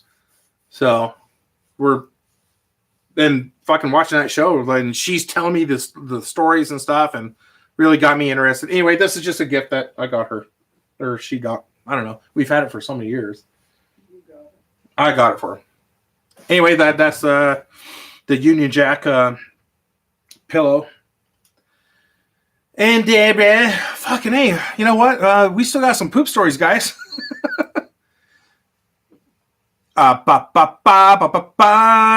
This is Jax. About the bidet. Boy, that just kind of set me on a tangent. Just a ramble. You guys need to tell me to shut the fuck up and read poop stories. Sorry. So I'm... I don't... Italy, and being the Irishman I am, you don't see many bidets in Ireland, and this leads to having absolute fuck all knowledge about how to operate such complex machinery. So I'm here, shit around my chocolate starfish, and decide out of pure curiosity that I'll use the bidet, and when I turn it on, the tap only went upwards, but not left or right to change temperature. So... So when I'm trying to use this bidet, the water starts off cold for about 3 seconds, then immediately changes to boiling hot, and steam erupts from my asshole, and I scream in pain from my now burnt sphincter. Isn't that what happened to you? That's exactly what happened to her. My roommate then howls with laughter from the outside bathroom, asking, what happened? And all I can reply with tears in my eyes and a whimper in my voice, I burnt my fucking asshole on the bidet. Later that day, my friend that was sleeping in a different hotel room brought a pack of noodles and was trying to boil them on the radiator, and it wasn't working. So I proceeded to tell him in the group chat about how I burnt my asshole, and now theoretically that bidet could get hot enough to boil those noodles if he was brave enough. It's my favorite beer, Guinness. I like that. It's one of my favorites for sure. It's actually the very first beer I ever had in my life. I was kind of saving myself for something special. And I ordered a Guinness Extra Stout. And I should have ordered it with a spoon because it was that thick. And Nolan, holy shit! High fives and fours! Nolan, how you doing, man? Do I live in Texas? No, I don't. I live in Lake Tahoe. It's on the California and Nevada border. It's always better than a homeland. Jack, I know. That's what everybody says. And one of these days, the wife and I, we're going to make it out there to Ireland. And I'm going to tell her to stay away from guys driving milk floats. And we're going to go St. James Gate, and we're going to have a couple pints. How many procs do I have? I just got those 3 so far, but the list is growing. I'm thinking about getting the bells. Ding, ding. Da, da, da, da, ba, da, ba, da. Traveling across half of Europe in shitty shorts.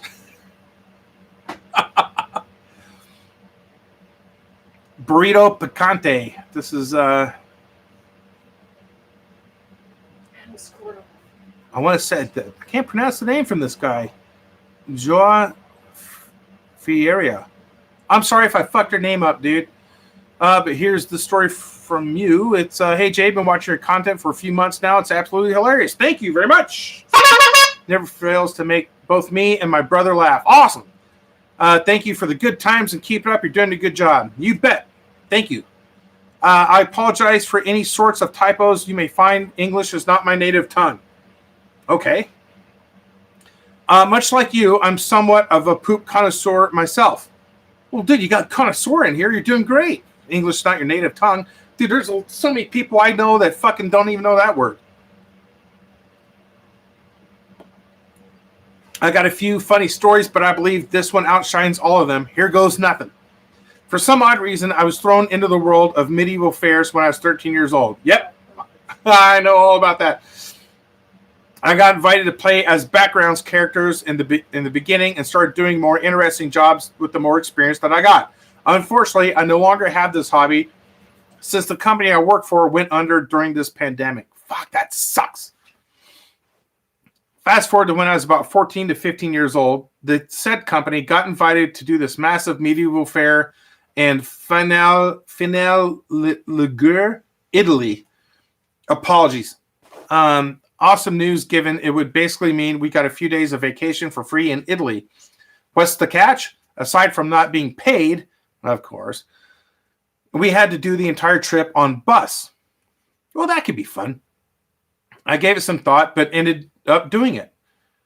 My personal starting point was Coimbra, a Portuguese city located smack dab in the middle of the country. We're getting shit stories from around the world. This is awesome. To catch the bus, I previously mentioned I had to do 500 kilometers, which is 310 miles towards the south. Wow, dude, that's a bit far. After a day's worth of road trip, I finally got on the bus and tried to fall asleep. As luck would have it, I was one of the first people to get on the bus. You'll soon realize that wasn't advantageous at all. 2 hours into our 2,000 kilometer long journey, over 1,000 miles, I began to fall asleep. Oh my God. My aching muscles began to relax. Peace and tranquility got a hold of me. Mr. Sandman's dust was doing its magic. I was just about to doze off into sleep when suddenly my sphincter betrayed me.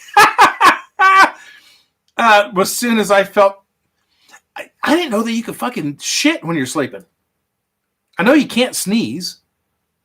As soon as I felt that hellish pulp touch my cheeks, I woke up rapidly and violently shut my anus. But the deed was done. Oh no! Only 2 hours had passed since I got on that bus and I'd already shat myself. I discreetly sat on my hands to assess the smell. And oh boy, let me tell you, we're dealing with a pungent and cheesy odor. Oh God. The sweat had mixed with the shit. Oh my God, it's in the summertime, giving it an even worse scent than would have otherwise. To make matters worse, I was wearing white/beige shorts. Oh no. What followed was the most nightmarish battle I'd ever fought with myself. I forced myself to stay awake for 8 hours straight. My rectum was not to be trusted again. When I started to doze off, even there's no bathroom on the bus. When I started to doze off, even the slightest, my ass would immediately open up again. So I had to stay on full alert for the entire night. Oh my God. After countless hours of struggling, the sunlight returned and with it, stop at last. What was everybody doing on the bus? Were they like freaking out? I ran into this place's bathroom and did what had to be done. Unfortunately, this wasn't one of those mythical shits you heard about as such as Clogzilla. Oh, dude, Clogzilla was fucking great. It was more of a legendary diarrhea. I felt a pound lighter afterwards. I looked back and regretfully saw a dark brown tinted toilet bowl. It was a monochromatic Jackson Pollock painting. Dude, your English is great. You could probably teach it here. 14-year-old me was somehow even dumber than who I am today. So instead of getting rid of that underwear ASAP, I tried to wash it. Granted, I managed to get rid of a lot of the shit, but a small brown patch persisted.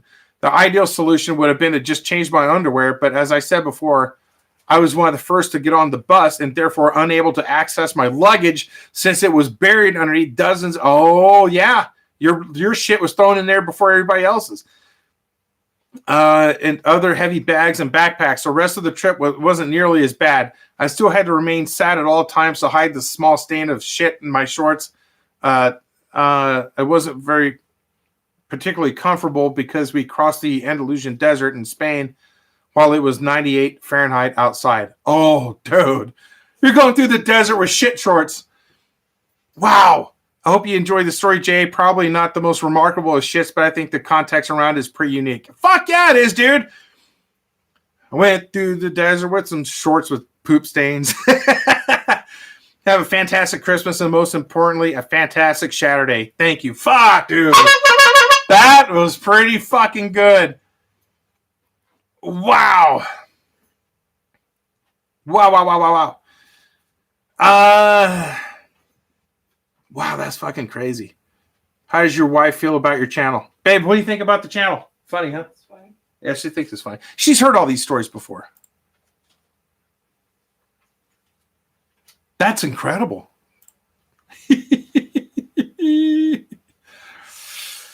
Okay. Oh, guys, fuck. All right, 10 more. Shitting my pants at Boy Scout camp. Dear Heavenly Father.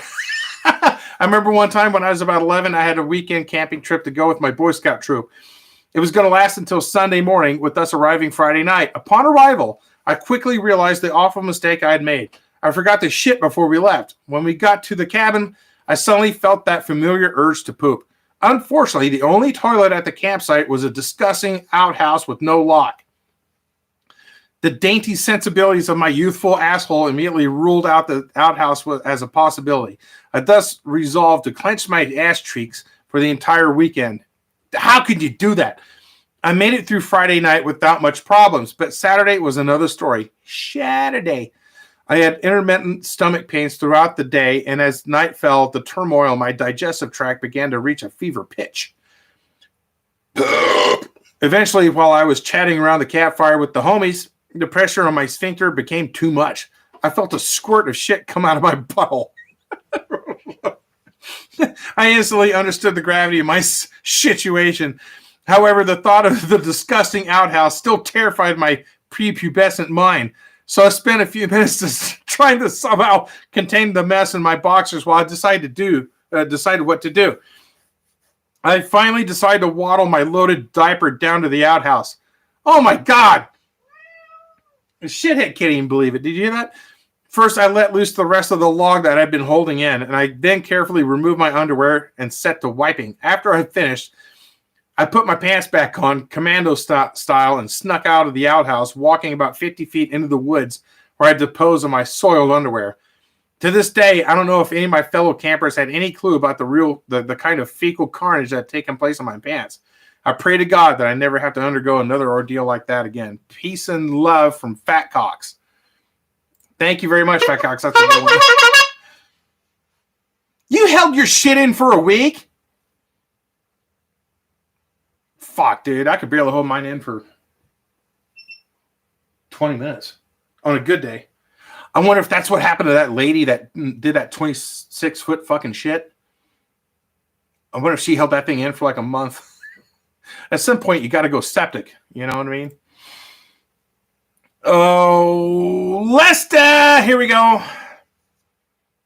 I still remember this, the mysterious floor shit. Here it is.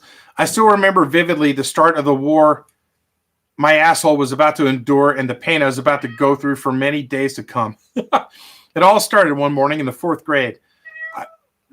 Shithead. Oh, did he get his lunch? Yes. Okay. I just finished eating breakfast with my parents while my parents were upstairs getting ready for the day. And at the time, my dumbass, immature 4th grade self didn't wear underwear with his pajama pants, which obviously didn't work out in my favor. After I ate my breakfast, I felt I think he wants to go out. Want me to let him out? I'll let him out.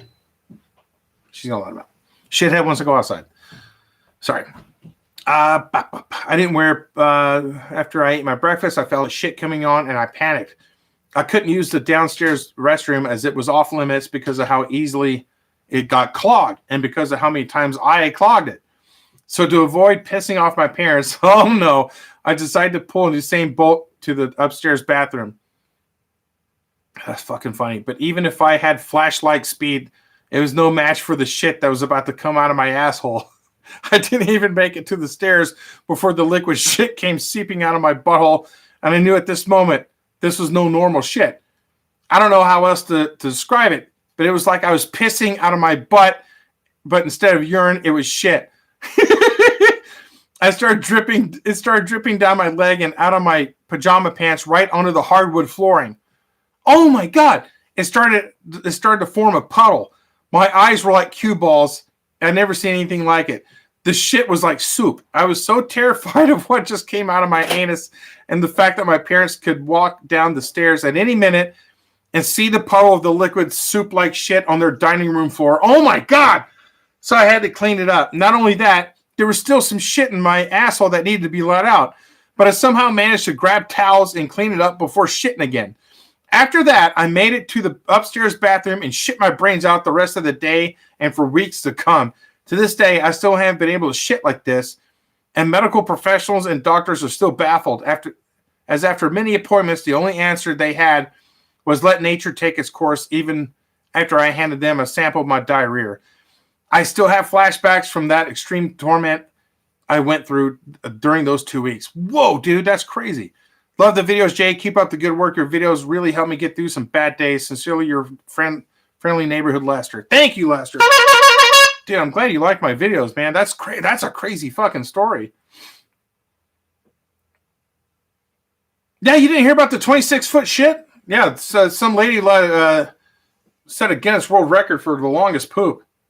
And I'm going to try and find her if she's still alive and do an interview with her. 26 feet.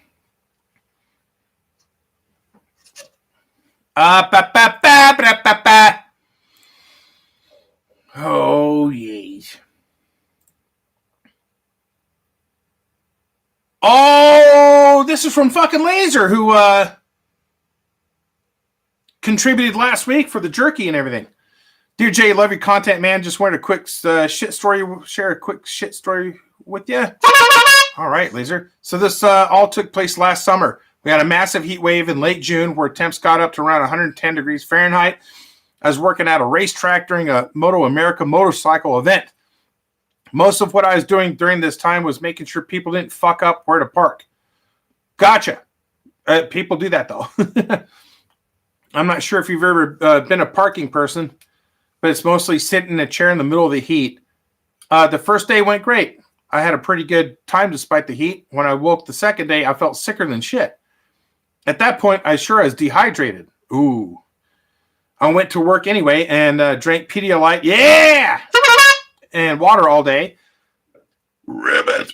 When the third day came, I felt considerably worse. I ended up with a fever, and when I checked with some paramedics, it turned out I almost went into heat stroke. Oh, fuck.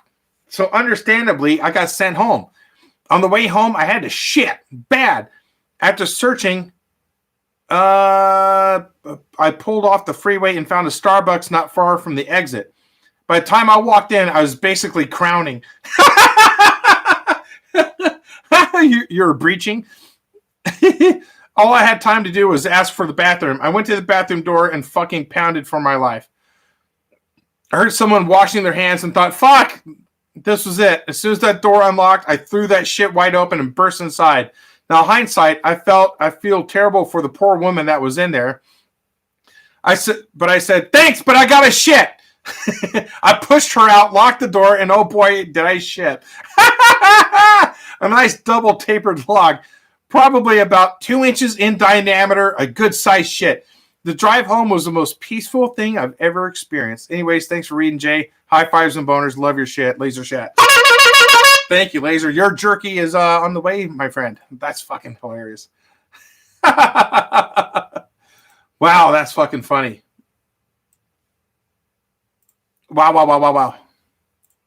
Oh, jeez. Clicked the wrong thing. This is from Ren.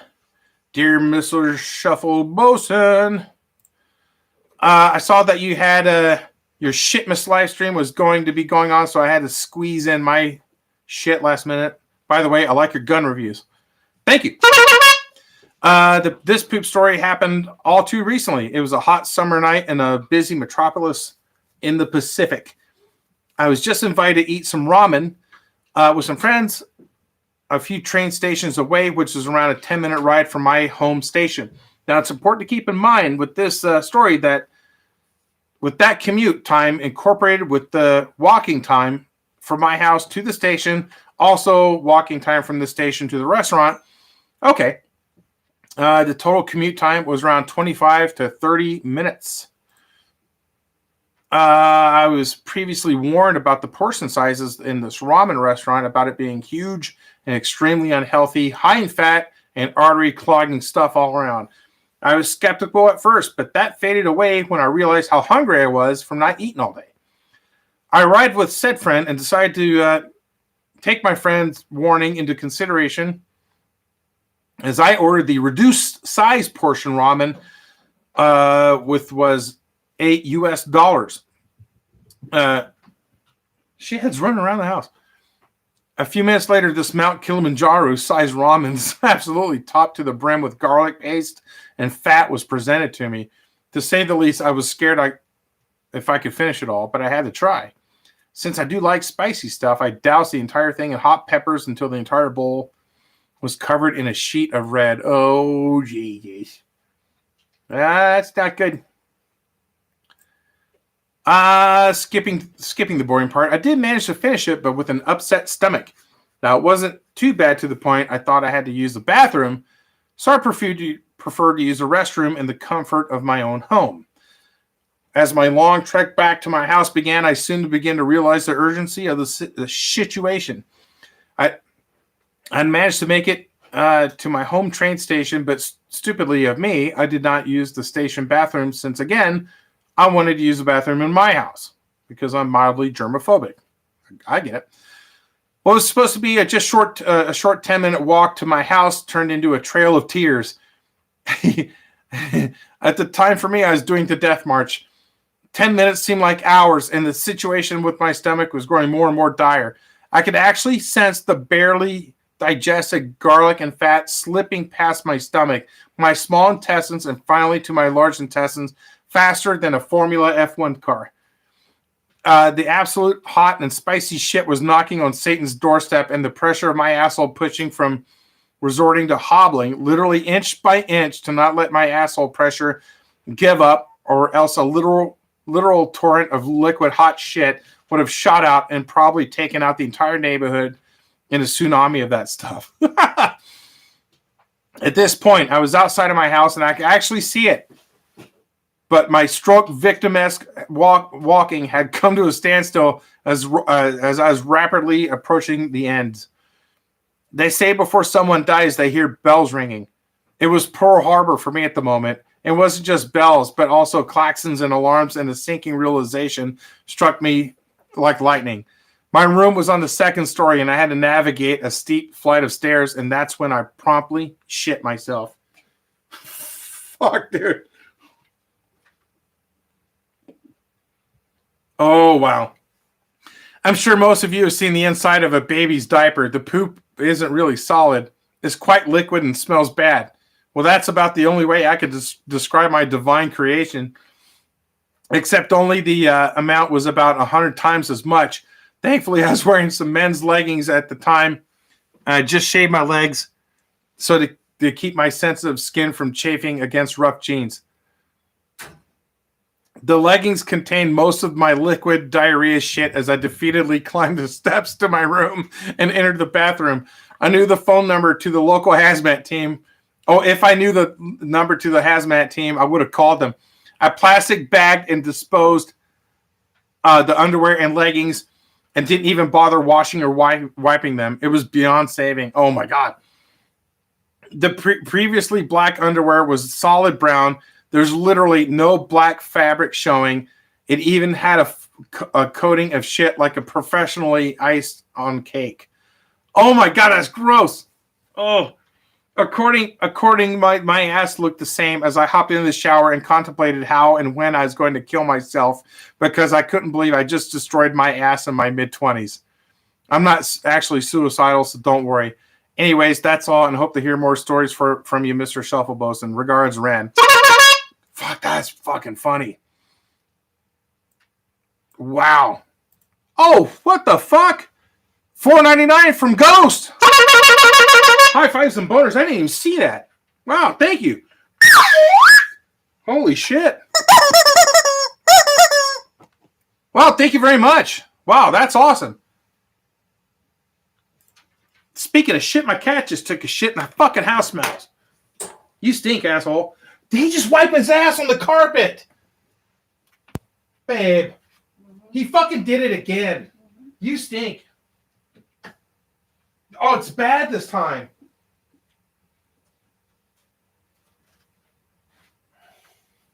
I'm going to take a picture of this and I'm going to put it on Instagram. I'm going to do it right now. You guys aren't going to believe what my fucking cat just did. What a fucking asshole. I'm doing it right now. I'm taking a picture. Sometimes shithead will wipe his butt on the carpet.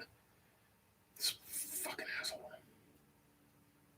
Okay, fair warning. You guys may not want to fucking go to my Instagram right now and look at this shit. But this motherfucker, you stink, dude. Why do you do this?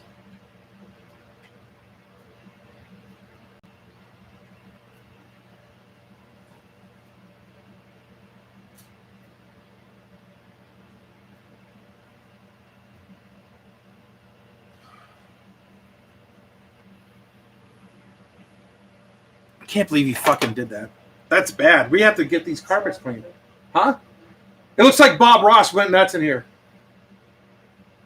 Let's paint a happy little shit stain on the carpet.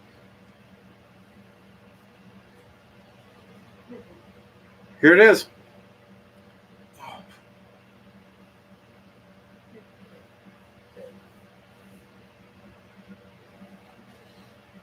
Okay. There it is. Oh, fuck. Yeah, step on it in the middle of the night. Oh, dude. Hold up the picture? Okay. Done that. Yeah, no, we've done that shit in the middle of the night. Fucking go to take a So I leak. never go barefoot in my house. Yeah, we don't walk. We don't go barefoot in here anymore.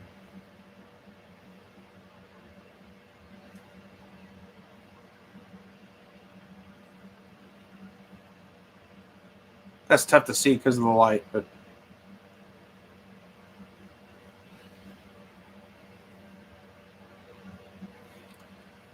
yeah, it's wet. All right, moving on.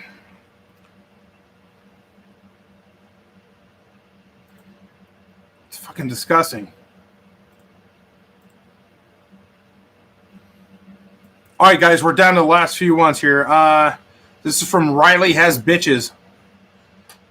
Hello, Uncle Jay. Love your videos, and I hope you tell this story for New Year's Shaturday. Well, you made it. This story is about me in elementary school.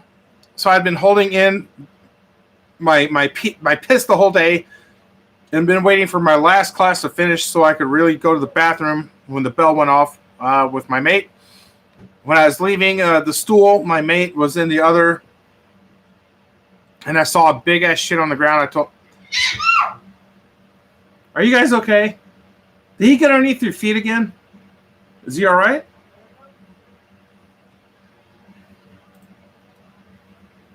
That's a repeat. He sent that one to me twice. Oh, God. It's like a circus around here. That's what I do when I go to my aunt's house. You drag your ass on the fucking carpet.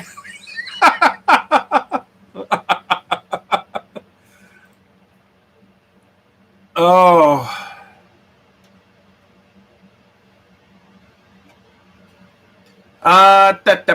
This is from Reese. I don't even know where to start, so I'll go with the best first. Okay. When I was in maybe second or third grade, my family was on vacation. We had rented a house, and we were just hanging out there at the time this took place. I decided I had to crap. Nothing special, just your run-of-the-mill type shit. I get to the toilet and notice something off about the water inside it. It looked like there was stuff floating in it, and I remember not being sure what it was. I had not noticed that my dad had used the bathroom just minutes before. Dumb second grader me just craps in it and flushes. I head out of the bathroom fairly quickly, too quick to notice the clog. Oh, geez. At this point in my life, I've never experienced many clogged toilets.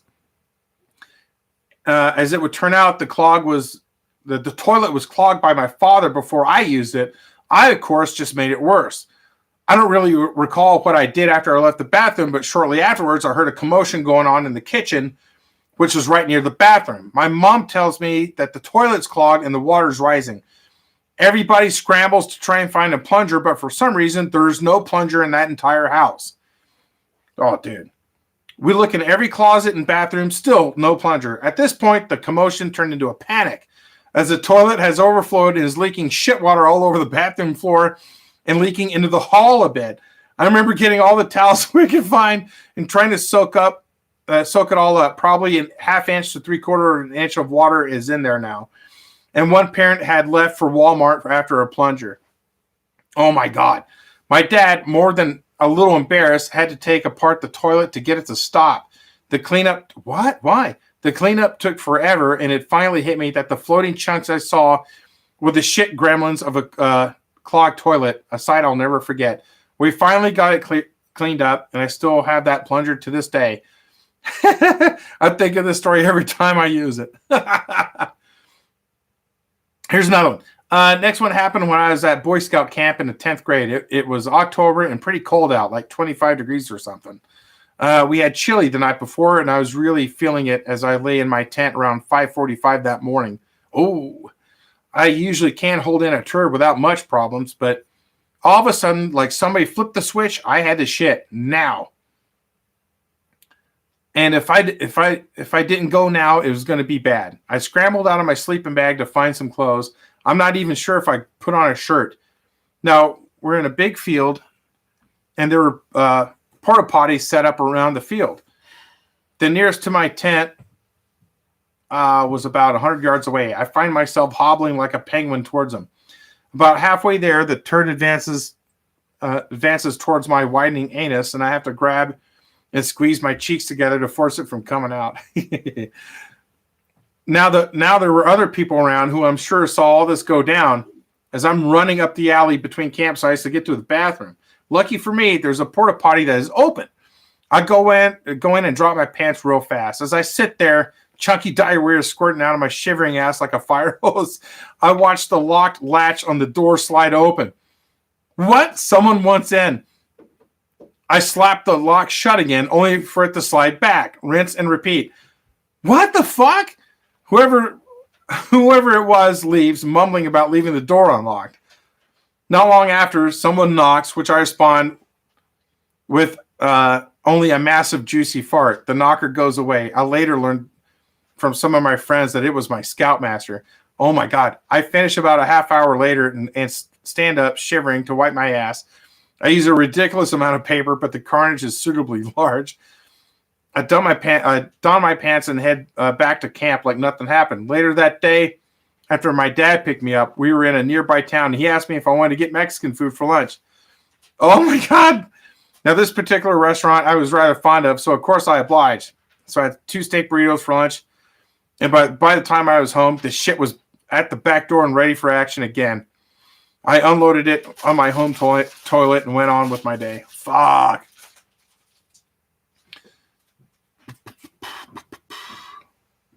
Dad turds are a different breed. Last one, but hey, this is the same emo. I was on vacation in Alberta and had to poop. The nearest bathroom in this park was closed for cleaning. We waited probably 10 minutes for it to open. I rushed in along with many other foreign tourists. I sit, no issue. As I head to the sink, I let loose to what is to this day my biggest fart ever. The bathroom emptied so fast, everybody's speaking under their breath. It is kind of an inside joke in my family to this day. That's fucking pretty funny.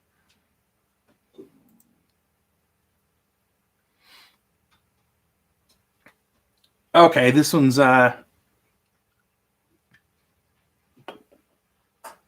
the monkeys. So to start off, me and my friends all like to hang out in their basement and where we watch TV, play video games, and just shoot the shit. One night, very recently, we got our hands on some LSD. Now, if you don't know, even a small amount can seriously mess with your stomach and make you shit yourself if you're not careful. Okay. We were all sitting in the basement and about midnight getting ready to dig in when my stomach began to gurgle. I knew that this was going to be an absolute monster. I couldn't go back home to shit because I had snuck out to my friend's house and I didn't want to risk waking my mom up. I warned my friend that this poop was going to be a really bad one, but he reassured me it was okay to decimate his toilet. I thanked him and ran to the bathroom. I had to get this out before we dropped the acid because I didn't trust myself not to shit in front of everyone. What the fuck? It came out pretty quickly and easily, which is surprising considering what I saw when I looked into the bowl. It was an absolutely massive turd. Not quite Pringles can girth, but definitely the longer than one. Oh my God. There's no way in hell it was going to flush. It was at least 1.5 times the diameter of the drain, and it was too solid to go down. Did you have a knife? I asked my friend what we should do about it, and he said take it out with a plastic bag, tie it up, and throw it in a trash can where we can deal with it in the morning when the LSD had worn off. It's like you're burying a body. Drive it out to the desert and dig a hole, like in Goodfellas or some shit. That's exactly what I did. You picked it up with your bare hands? And when I came back to the basement, we were all ready to do some acid. We did our thing and had a blast until sunrise. We were sitting on the couch, reviewing photos of the night and laughing at each other like the end credits of a Hangover movie. We had all completely forgotten about the dormant hell serpent in the bathroom. Now my friend has a dog named Roxy who's very cute but not too bright. His mom must have let her into the basement without telling us because she ran up to us and smelled absolutely atrocious. I looked another one of my friends in the eyes and my jaw dropped with the realization. We all must have realized what had happened about the same time because we all got up and ran to the bathroom to find only a quarter of my giant turd was still intact. The bag was ripped up, the trash can knocked over, and there were little brown footprints everywhere, all over the bathroom rug. Oh no! Everyone was at absolute loss for words, and I almost puked right then and there. We carefully picked her up and hurried her into the bathroom to clean her up. I took it upon myself to scrub my shit out of the carpet and linoleum. Luckily, in hindsight, it was a much easier cleanup than it probably should have been. Anyways, Happy New Year's, Jay, and I hope this story sets off your 2022 to a good start. Oh my God, the dog got into the shit. Oh, fuck.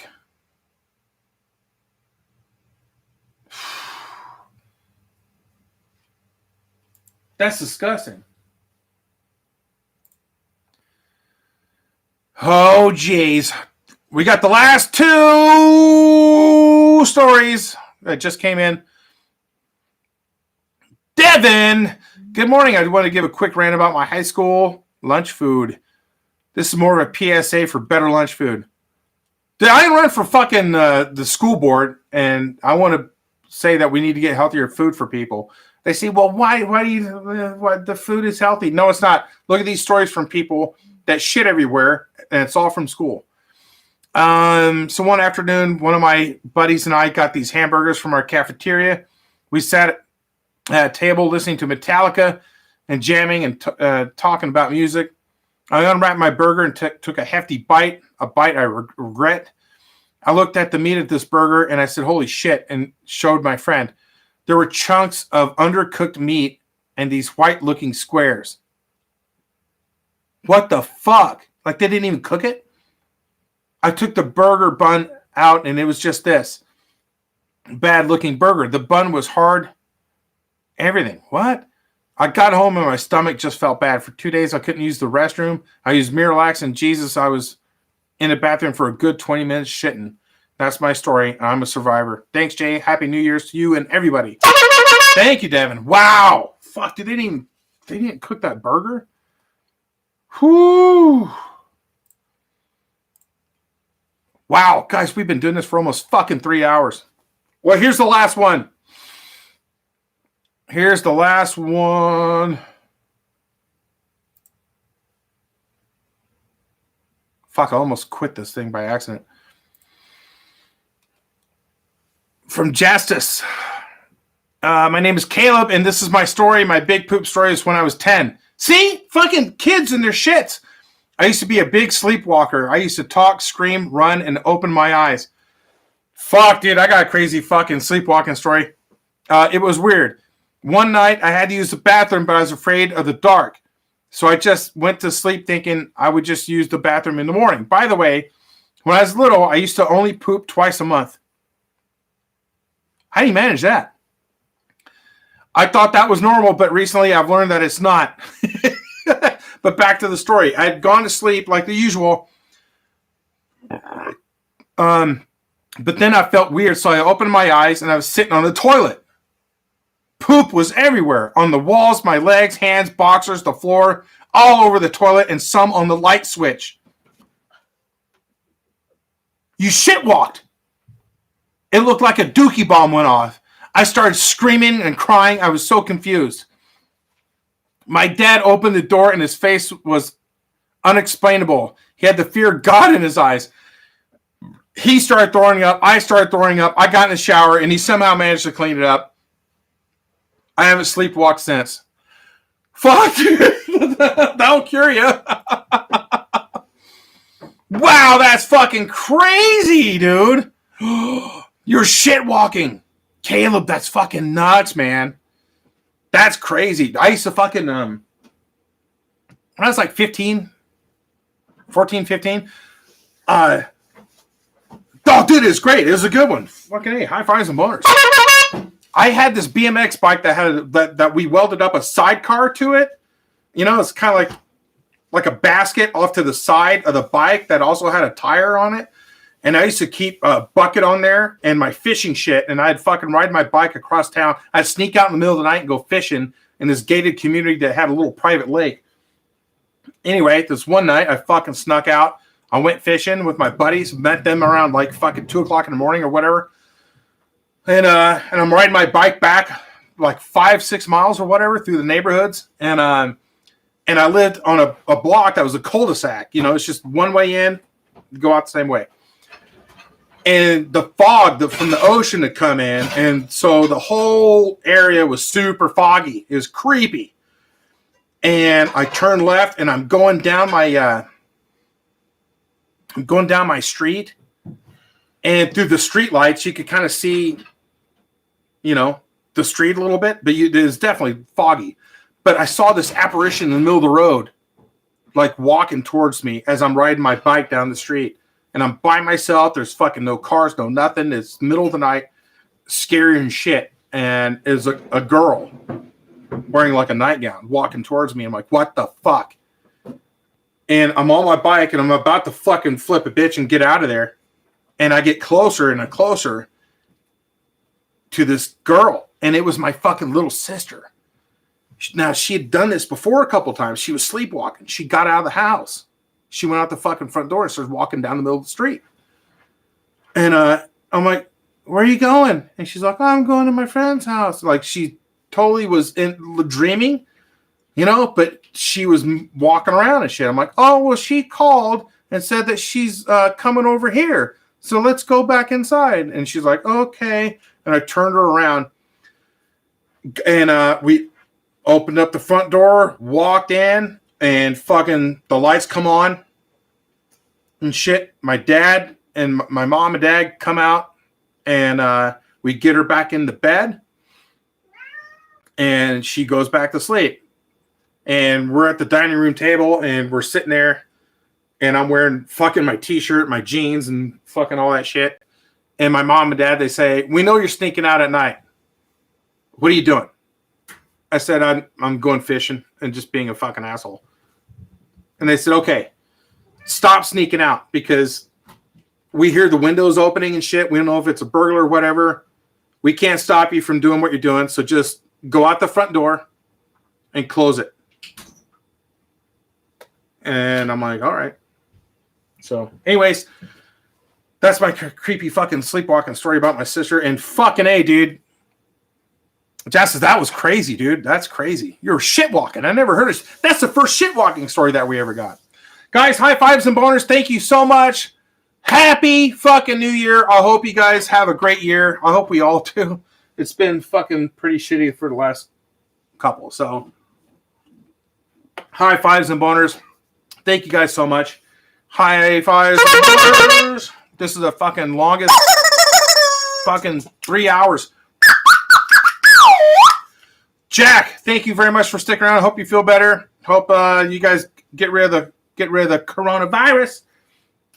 And thank you guys so much. Check out my Twitch. Check out my my little book on how to talk to your cat about the coronavirus. And hop on the Discord if you haven't already. Really cool community. Dick and fart jokes. Good times. Love you too, Marigold. Thank you very much. Jack, thank you so much. Mr. Lime, Happy New Year's. Mason, this is the first stream you caught. Great. Oh, thank you. No, it was a good one, man. It was good. Bucket Supreme, peace. Thank you so much, KP. I know, Coke, it's been 3 hours. Same time next week? Oh, dude. I need some more poop stories, and I'll do it again. You can send me your shit stories to tahoeweather@aol.com. Let me put it in here. And there we go. The eye of the tiger. All right, guys. High fives and boners. Thank you so much. Be safe out there. Be healthy. And I'll see you next time. Bye.